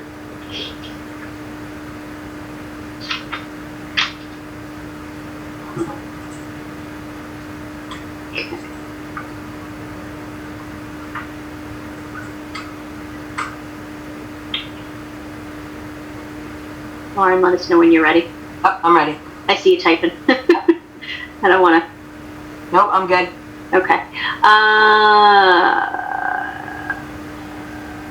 Licensing. Okay, so it looks like transition committee. Again, we're using North Attleboro's, and we should discuss. Right. This was, you know, we were trying to, when we were working on it in North Attleboro, we were talking about how do you take the knowledge that this group has and kind of carry it forward, because in essence, you're no longer, you know, the Charter Commission's work is done. And so the thought was, well, let's create a bridge or a link from there to from here to where we're going to be, and also ensure that the people needed for this type of change were going to have an opportunity to weigh in. So that's why these decisions were made. And I think, you know, for you guys, the members of the committee and how they're chosen and all that stuff, you know, that's something that, since this is just you know, there's nothing in state law about this. This is just an idea. You guys can tailor this the way that you think it ought to be. And an example I give about this is, like, in one town, the Council on Aging secretary was the person that everybody in town respected, everybody in town knew, everybody in town felt comfortable with. And so there was no question that she needed to be on, it wasn't a committee like this, but it was a committee dealing with some changes. There was no question that she had to be on that committee. So it doesn't necessarily have to be the people that would seem the most obvious. It could be that there's people that have, get experience with the town and they just make sense for that purpose.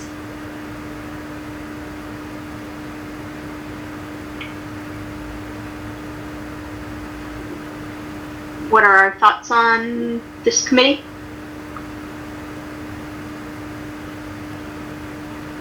I did have one question. I don't know if it belongs in here, if it belongs after this or separate from this, or maybe not at all. You can tell me, Lauren.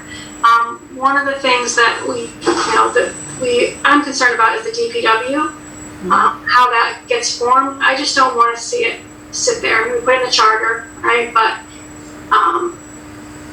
I guess I was thinking in my mind that there could be a committee afterwards that's formed to sort of move that forward and make the decisions about what the structure that's going to look like, and just to make sure that it actually gets pushed forward and doesn't,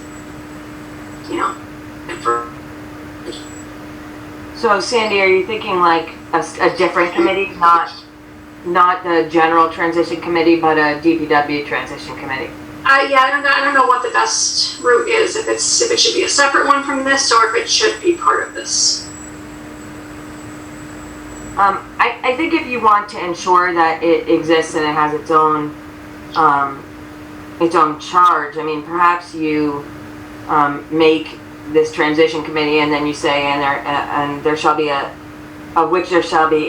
transition committee subcommittee or DPW transition subcommittee, and you add, a few people who really are like more involved in logistics and that kind of thing, to help plan that part.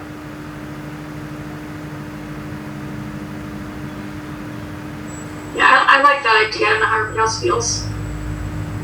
Here's my only, I like the idea in general.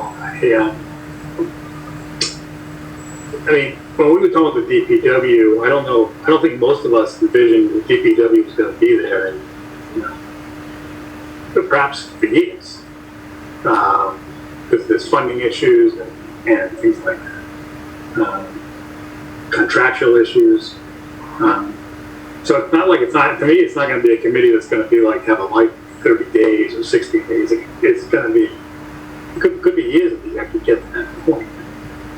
Now, it's the intent of the Charter Commission that's what we'd like to move towards. It's just, I think could potentially be a very long period of time.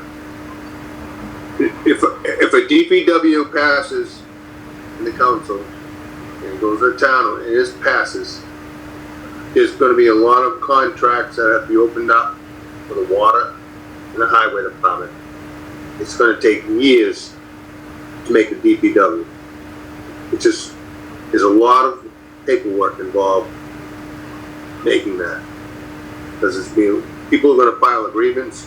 It's going to be crazy. Some people are going to like it, but a lot of people are not going to like it. Yeah. It's going to happen. I'm not going to be there. I'll be retired. But I'm telling you, it's nothing that's going to happen overnight. I don't know what you're talking about, Keith. You're going to head the DPW subcommittee. I would love. That's exactly the point I guess I was making. Yeah. I would love to see it happen. But yeah, and I definitely want the town to move towards that. I think that's the intent of all on this board. There's so much the unions and the licenses everybody has, and this guy ain't gonna do that. It's crazy, but I think it could work, but it ain't gonna work overnight. Well, I have to say, I think when you guys are thinking about this, negotiations, that's going to be the job of the manager, because that's how that is. And I guess the question of what, of how the current format of the, without this Board of Public Works, without the council acting like that, there are going to be discrete, concrete steps that will need to be taken to take that leap. And I think, I think, Keith, as you're saying, it's going to be ongoing for years, but There may be issues that are simply logistical, organizational, that just need to be looked at to prepare. And so I don't think it hurts to specify that that's something that's important to the commission, and the way that you would do that is by putting it in the charter. I'm going to sneeze now. Excuse me. Absolutely. Nope. No, I'm not. So You're please, sorry, go ahead, Keith. No, she's absolutely right. I mean, there's going to be, the town manager is definitely going to be involved in it, but I think there's a lot of good things for it, and I think that it'll help out the town a lot. It's just that some people are going to do other jobs, and it's going to be tough to do, but I know it could work. It could work. It's just, there's a lot of paperwork. It's tough. So. Well, and I guess, Sandy, one other thing I'm thinking is, it says there shall be a transition committee that shall immediately after meet to identify and prioritize those issues and matters required for a smooth transition to the form of government. We could say, establish your under, we could put a comma there, we could say, including a consolidated Department of Public Works. And then we could leave it to these individuals to do their thing. And one of the useful parts of not creating a committee for that purpose is that then everybody who's an employee can meet and talk about it whenever they want to without worrying about the open meeting law. As compared to if we make a subcommittee, and they will be subject to the open meeting law, and it may make kind of that normal back and forth and shooting around ideas a little bit more difficult. Yeah, I'm fine with that. I think that's a good point. Yep. Fine. I think mostly I was really just concerned that it gets mentioned in there and prioritized, that people are looking at it, right, as trying to move it forward, and just even that, just ask the town manager, okay, what's our next step? How is this progressing? Where are we at with it? Just to keep it moving. Yep.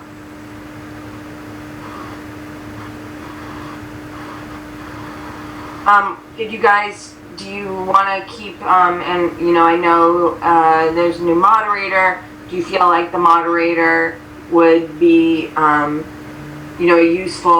useful member of the committee? Are you less worried about that? I don't know if there's any other ideas that you have that you might want to explore.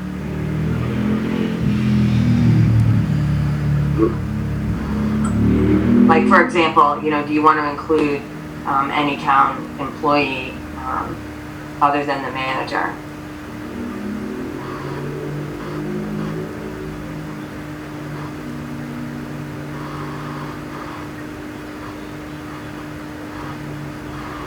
And I'm fine leaving the moderator in there, or the moderator's designee, because Okay. if he's not comfortable with it, then he can find somebody he thinks might be better suited.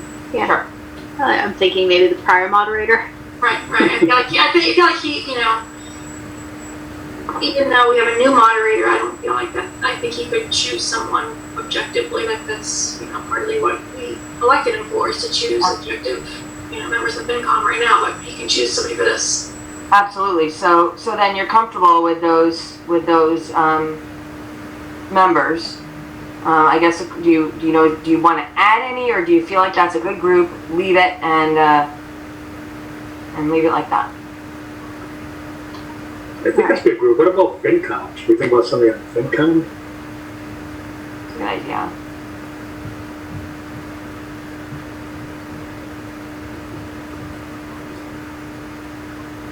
Paul Template would have been, did I say that right? But he would have been a great person to get this board.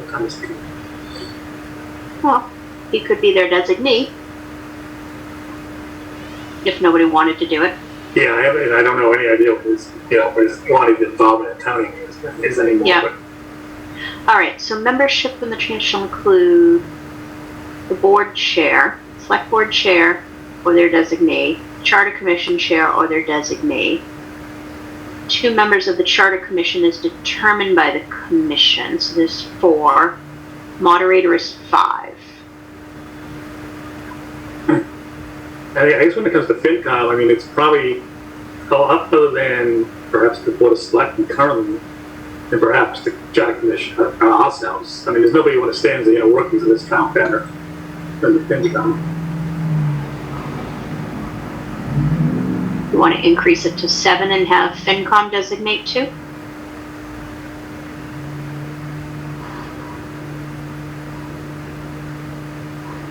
It's kind of, I'm inclined to think so. I mean, it seems like an important board not to be involved. Yeah. Is there another, if we didn't want to have 2 from them, is there another board or committee we could grab so that we do still have a odd number? Just for the, keep things easy.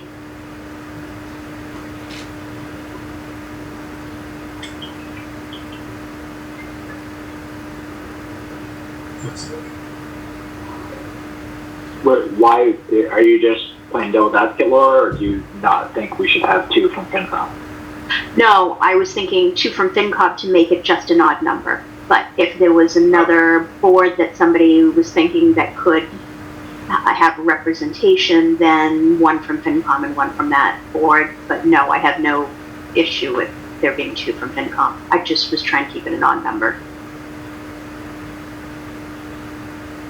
So just bear in mind that the only entity that has 2 members is the Charter Commission.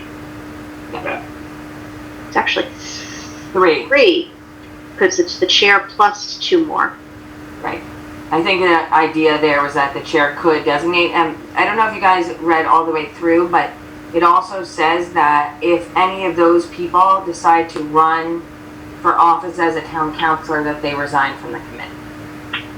Because this isn't intended to give people a step up. It's intended to allow for like reasonable planning. So I think the idea was to kind of say, if you're running for public office and you want to do this job, that's awesome and you should do that, but you also shouldn't be kind of paving the way for the result you're looking for during the planning process.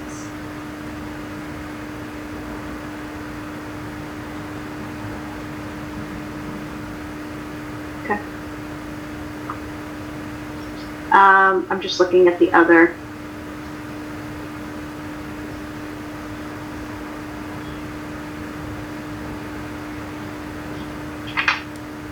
Yeah, I can't think of any others that.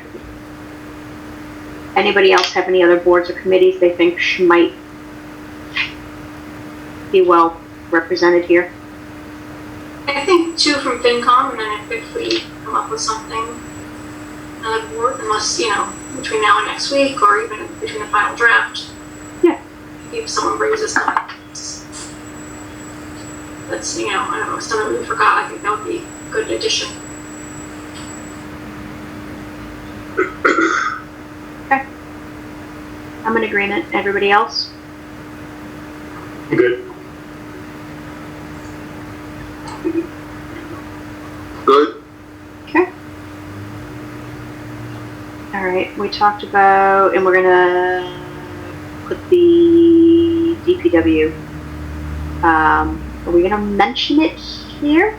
I added it. My computer then cut me off from my system, so I don't have it to read to you, but I put it right after there shall be a transition committee that shall immediately after passage of this charter meet to identify and prioritize those issues and matters required for a smooth transition to the town manager, town council form of government established here under, including creation of a Department of Public Works.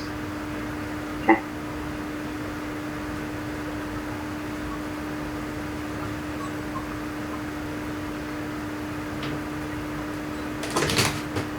Okay. Everybody's okay with this?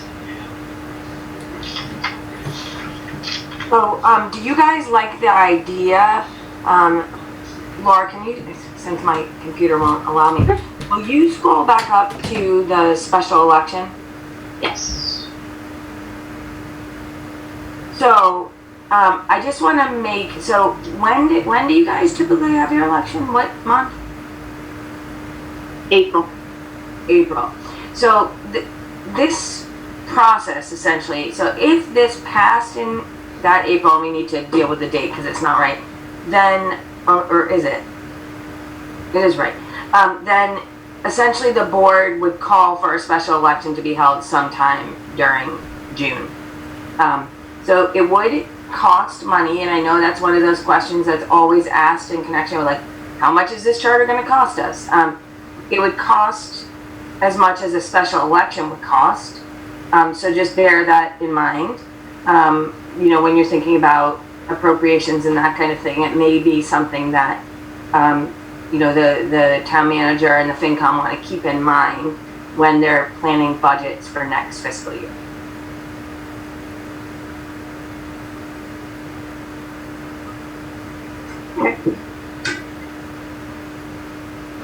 Lauren, just for my purposes, is there any reason why we couldn't do the election for the council members at the same time as the election where we vote for the charter?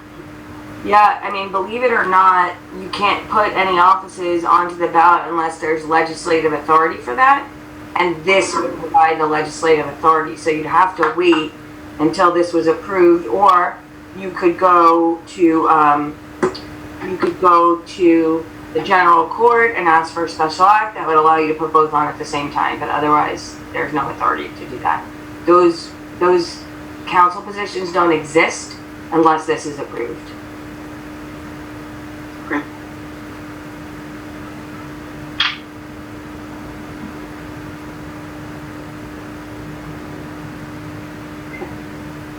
We all set with Article 9. Alright, I'm just gonna zoom back up to the top and address a few things that we had left pending.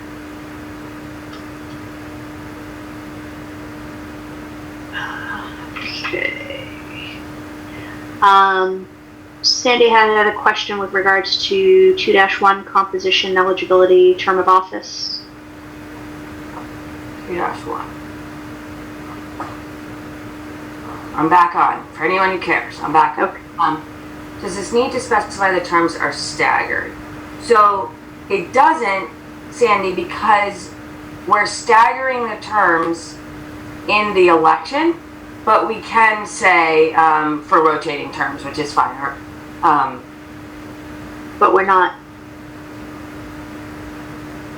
If you recall, we're going to make it the top 3 vote getters get the 3-year. That is staggering it, Laura, because the top 3 have 3 years, the next 2 have 2 years, the next 2 have 1 year. So that's created staggered 3-year terms. Got it. Okay. Okay. But so Sandy, if we want to, we can certainly say term shall be, yeah, and on my own version, I said the term of office for all councilors shall be staggered for 3-year terms beginning on July 1 following their election and through June 30th, and until their successors are elected and qualified. Yeah, I was just curious, and it would make more sense to add it in here so it was a little more clear, like the other ones, all, you know, the other boards all say that, rather than having to go to the transition plan to see that they're staggered. Right, no, so I'm saying, should we just add the word staggered? The term of office for all councilors will be staggered for 3 years beginning on July 1 following and through June 30th and the 3rd year. Yeah, I like that personally. It just makes it more clear, all in one section. I mean, I'm fine with that from a legal perspective, that's fine. I like it from a consistency standpoint. Okay. Sandy, in 2-3A, I did look at that language, and you guys had decided last time that you would allow for the reorganization. So I wrote, the council president shall be chosen annually by the members of the council at the first meeting held after July 1, comma, and may be reorganized from time to time with the approval of 5 members of the council.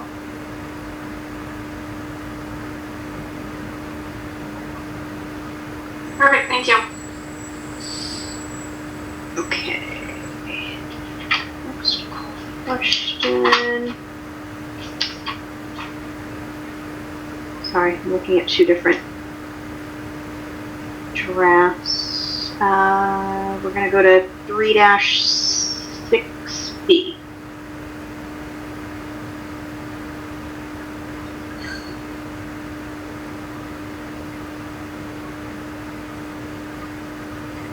Dash 6B. Recall of elected officials. Yeah. Yeah, I think based on what we've chosen, we would strike the section that is highlighted right now by Sandy. That's right, because there will be no people elected. Okay. All right. Cleared that up. Also in 3-5, there was a comment about the recommendation. So we had discussed that the body in which there's a vacancy would make a recommendation. So I said, in the remaining members of the multiple member body in which the vacancy exists, comma, which body shall recommend to the council a proposed appointee. Good. Okay. It doesn't mean that the council couldn't say no. It just means that they're gonna get a proposed appointee. Right. Okay, this all we have talked about already. What about in 3-6D? If any other town election is to occur within X number of days after the election?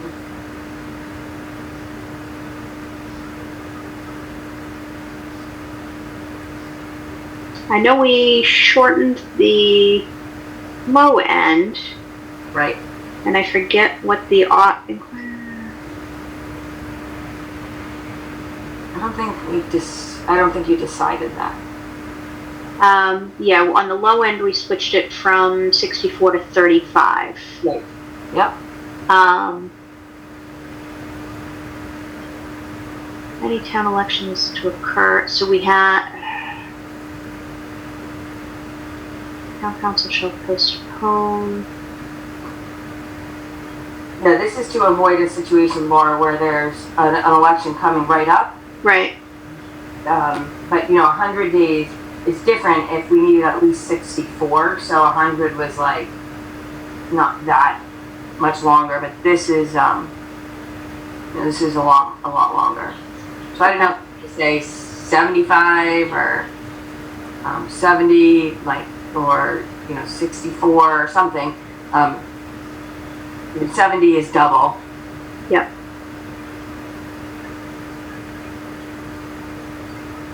Anybody have an opinion?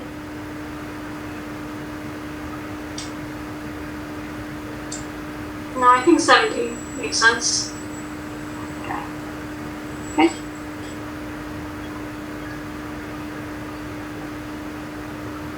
All right.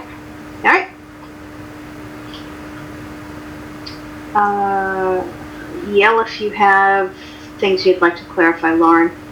Yeah, 4-2, Sandy, we had discussed, and it wasn't in there, inserting 4-2 is the powers of the town manager, and we talked about inserting that the manager shall communicate regularly with the public regarding local issues, proposals, actions, and challenges, and shall promote dialogue and partnerships among the council, town employees, residents, businesses, and other entities.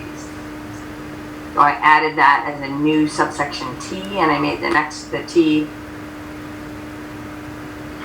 I didn't. I left the T as it is, but I'll fix it. Okay. So it'll be you? It will be you. Okay. At least we're not into double letters. Yeah, that's good. Yep. Okay. We had one thing pending from last week under O. Oh, hang on, sorry, I jumped ahead. Sandy had a question as to whether K should exclude the library. So this is Chief Procurement Officer, and the Chief Procurement Officer essentially is responsible for procuring all materials for the town. It doesn't mean that the chief procurement officer gets to choose what the materials are, but they get to be responsible for the process. So I don't think it's good law. So right now our library is it's a separate nonprofit. So I thought right now the way it worked was that they use that nonprofit to purchase their supplies. And the only thing they got the money from the town for was employees. Am I remember that correctly, Laura? I think so, yeah. But the employees are town employees? Yes. It's a very weird setup, and right now in this section in our current charter, the library is excluded, and I imagine it's for that reason. Yep, I would say let's just do it then, and let's not upset any apple carts that do not need to be. Okay. Great. All right. So we're going to move on to O. And we had discussed this to some extent last week. And I think it was David who was interested in hearing some alternative language here. This was the power. I had an issue with the town. Yeah, the ability of town manager to inquire into elected. Sorry, I don't mean to put you on the spot, Lauren, but I think you were going to look into. Yeah. I didn't. Okay. My quietness. But, I mean, I guess if you guys tell me that that's what the concern is, I guess what's the way to balance that authority? Again, we have to assume everybody is not the people we know now or anything like that, but what if the council is doing things that ought not to be doing, or a particular councilor? Do we want someone to be able, meaning the manager, to investigate that? Yes.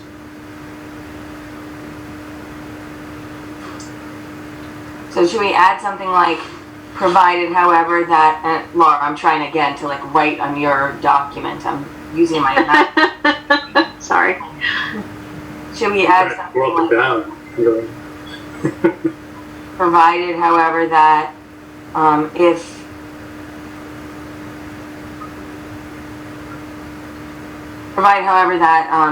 if the council, if any member of the council, or the whole council, if any member of the council shall be the subject of such investigation, the town council president shall be notified, or if appropriate, the council vice president. I like that a lot. What do other people think? I'm okay. I'm trying to remember what actually the issue was. I think, David, you had an issue with an investigation being taken more out of spite as opposed to. Well, I guess that's a general right. So it's a town employee, the town manager, acquiring the actions of an elected official. Right. That was, I mean, I guess philosophically I was not struck with that. It wouldn't necessarily be spite, but I suppose it could be. Right. I think Lauren's. I like the idea of town council. Yeah. I think Lauren's position last week was, if we don't do it, then we don't have any mechanism for an investigation. Right. Yeah. That was a comment. Okay. All right. So so right now I have it saying to inquire at any time into the conduct of office or performance of duties of any officer or employee, department, board, commission, or other town agency, whether appointed or elected. Provided, however, that if the town council or any member thereof is being investigated hereunder, the town council president, or if appropriate, the town council vice president shall be notified.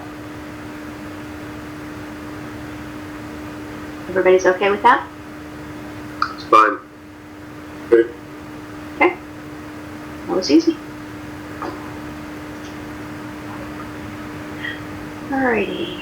The next thing that we had left open was with regards to letter R, and allowing the town manager to settle any litigation under a certain dollar amount. Keith, you were going to ask Mr. Units if there was a line item or an appropriation for any settlements currently in the budget. There's no line item for that. He said, is there any problem? They usually go to the selectmen, but there's no line. They have no money for that. So. All right. What about this, you guys? What about if we said, provided, however, that the council shall approve in advance any settlements above a dollar amount established by the town council by bylaw. Good. That way, it doesn't have a particular dollar amount. It can change it as is reasonable, and we don't have to decide today what the council may or may not be comfortable with in the future. I like it. Yep. Okay. Make it so, please. I think we killed an hour last week on these 2 lines, so. We did, and we whipped through it, and the thing that I thought would actually be easy, we spent a real long time on. I never judge these things correctly. Okay. Yeah. Just a couple wordsmithing edits. The next one, Article 5A. Sandy had a question. Town manager currently has this role within 4.2Q. That's in our current charter. Yep. So I was just wondering why we shifted that from the town manager to the town council.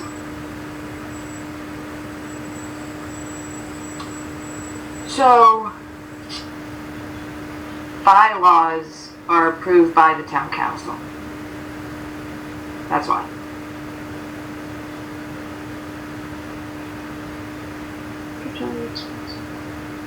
So why was it the town manager in the old charter?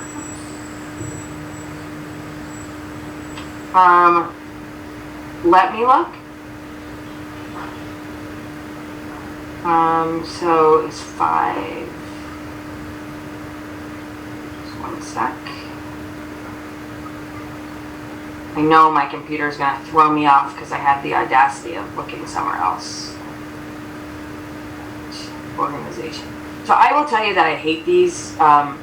It's actually not. It says, subject only to express prohibitions in a general law or the provisions of this charter, the town meeting may by bylaw. So meaning legislative branch for the town council. So I'm reading this as to reorganize, consolidate, create, merge, divide, or abolish any town agency. Right now, in our current charter 42Q, to reorganize, consolidate, or abolish any town agency. But look at 5-1A. old charter or new charter? The current charter. 5-1A. Where's 5? Okay. So why did, I guess, so that was in 2 places in the old charter? What's the difference? In the old charter, it's saying town meeting has the ability to make changes to the form of government. And so did the manager, as long as it essentially didn't conflict with or doesn't conflict with the bylaws or the charter. Okay. So why did we take that out of the town manager role in this one? Well, it has it in B, town manager after consultation with department heads. Why? Does it? You're right. I don't know. I don't think it was intentional. Television ban. Sorry? No, I just had some noise. I've taken care of it. Because I know right now the town manager can, and I think that was one of the points we made before, he can combine different departments and consolidate So I feel right now we left that out, so he can't do that. Oh, and I just found the communicate thing. It is in here. It's under P, so we don't need a new U. I don't think it was intentional. So that's something. I mean, unless you guys were looking to change that, we should put that back. I do think that's something that's important. So I don't know. You tell me what you think. Yeah, I'd like to put it back, the town manager. Everyone else comfortable with that? If I could also just point out, we actually don't have a section 5-1 here. Or at least a heading for it. I will make that happen. Okay.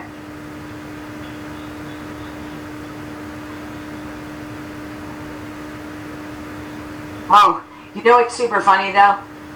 And maybe this is why I did that, because it says in the manner provided in Article 5.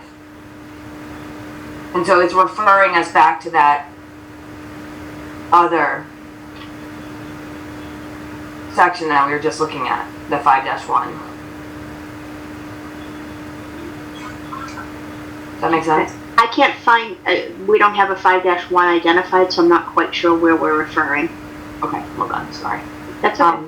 If we look at 5, administrative organization, yeah, that should be 5-1.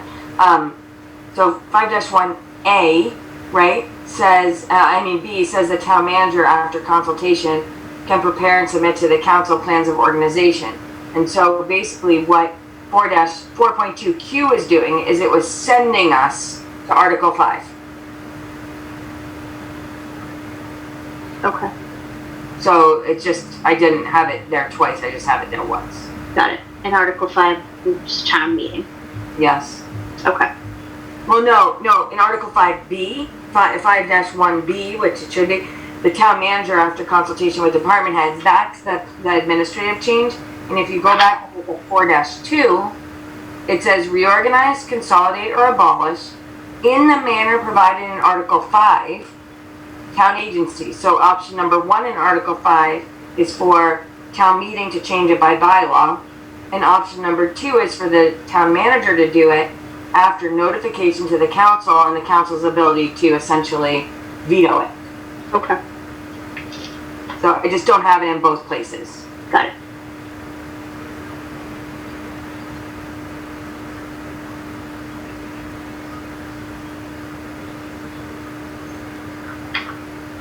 Is everybody okay with this amendment? I think so. I'm a little confused. You want me to explain it again more simply? Well, maybe once you make a change, it'll be easier. Well, there won't be a change because essentially in the old charter, in the existing charter, there's 2 places where it talks about the authority to reorganize. One place is in the town manager's duties, and it says that the town manager can, in the manner in which it says in Article 5, reorganize the functions of the town. And then when you look in Article 5, it says the only way for the town manager to do that is to present a plan to the right now the town meeting, but it will be the town council for reorganization. So we don't need it in both places unless you guys feel like it should be in both. Personally, I don't think it needs to be because one is just essentially referring to the other. It's just an internal location. But I'm happy to put it there if you guys would like it there. So, and we could do it exactly the same way as it exists right now. Yeah, I'm fine with the way that you have it right now. Okay. With that explanation. Same. Okay. Yeah, if it's there twice, it's just going to make me wonder what's different between the 2 of them.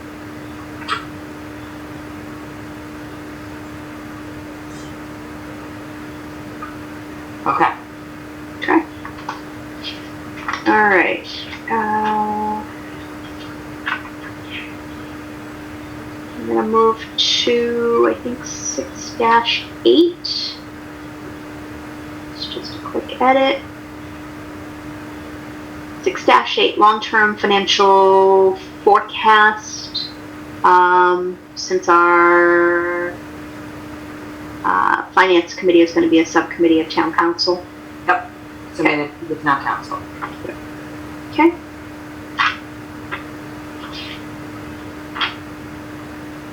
Moving on.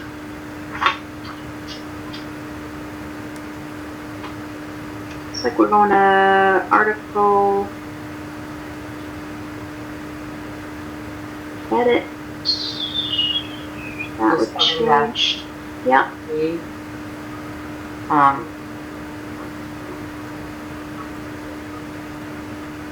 So I think we've started here, and I think we're done. I think we just have 2 references that just need to be tweaked. Yep. And then I need to do the transition for the housing authority from elected to appointed. Yep. Okay. I think we might be done. Yeoman's work done right now. I know I'm a geek, but I'm really excited about it. Did a little happy dance when I saw the draft charter in my inbox. I think it gave me a better sense of accomplishment. It was just all theoretical up until then. Yeah, it feels much more real when you see it in writing. Yeah. Okay, so I've been keeping track as we've been going along, and I am going to deal with the housing authority, and I will send this back. Just do a check over for internal references. I know there's a few mistakes with those, and then I'll send it back. Okay. Do you want to give us a date for that? Yeah, like tomorrow. Oh, okay. Yeah. Wow. It's better to get it back to you guys while everyone's, ideas are fresh and everything is right when it was discussed, and then, again, we could meet earlier if you wanted than the 13th, but that's fine if that's the date that you guys want. As long as we have, as long as the printer or the Sun Chronicle doesn't tell us they need 6 weeks, I think we're good on our timeline. Does everybody agree? Yep. That's good. Okay. All right, so we'll get a close to final draft tomorrow. We'll send it around, Lauren, if you could just send it to everybody. Yep, I'd be happy and I will instruct the folks that are missing. The homework is to have it read and be prepared to, I think if there are any questions, comments, changes that need to go back, they should do that before the next meeting. So that Lauren has them, is prepared to discuss them. We can raise them in the meeting. But let's be prepared to vote on our final preliminary draft. Great. Very exciting. So exciting. Okay, so Lauren, you're available, I think we determined on the 13th? Yeah, I'm just going to double check. Okay, I don't think we're going to need you for very long. I am fine. You guys I have down for the 13th. Excellent. All right. We may need some guidance with regards to we'll have the first draft of the preliminary report then. Yeah. And we may seek kind of some clarification, guidance, suggestions. We have pulled out a few towns. There's a couple that we like. Amherst did a nice one, and North Attleboro also did as well. I think we're looking for probably somewhere a happy medium between the two, keeping in mind the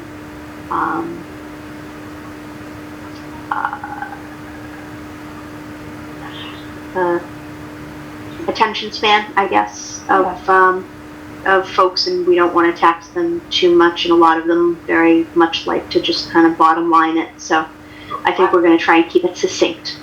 Yeah, I do have a suggestion. Sure. And that is that you do an executive summary. I think I said this to you guys before. An executive summary of your preliminary report, so that I can look at it and I could say the changes to section 1 involve blah blah blah. Section 2 creates a different type of legislative form of government. Just bullet points basically, so that someone can look at it and understand without having to read through all of the thinking, reasoning, and rationale. Okay. Not that it's not important, but it's that way someone can look at it quickly and just say, oh yeah, that was the section on recall, or that was the section on town meeting, or whatever. And that is a section within the preliminary report, or its own standalone document? I would put it as a section of the preliminary report, and then it can be, posted as a separate document. Okay. Any other suggestions? I think I talked a lot with North Attleboro about the format, and I do think that your point about who's the audience here makes a huge difference. You can share enough information to be useful, but not so much that it's hard to kind of figure out what the important takeaway was. Okay. All right. Excellent. All right, so we'll let Lauren go, and I don't think we have anything else because we kind of covered it at the beginning. All right, well, I'll go. Thank you, guys. Good to see you, and I will send something back your way tomorrow. Awesome. Good night, Lauren. Good night, Lauren. Good night, Lauren. All right, Thank you. All right, Very much. Hey, take care. Bye-bye. Okay. All right, so we have talked about the printing, we've talked about our timeline, we've talked about the preliminary report,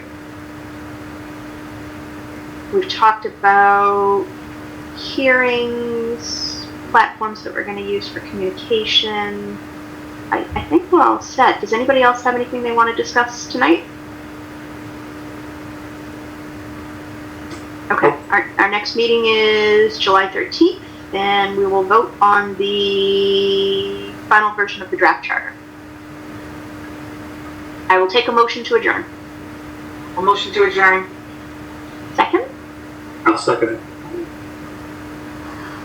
Sandy? Yes. David Brunn? Yes. Dave Heaney? Well, you see, I have this one more thing that I'd like to talk about. No, just kidding. Yes. Keith? Yeah. Denise? Yes. And I think that's everybody, right? And I am also a yes, so at this point we are officially adjourned. 9:36. have a happy 4th.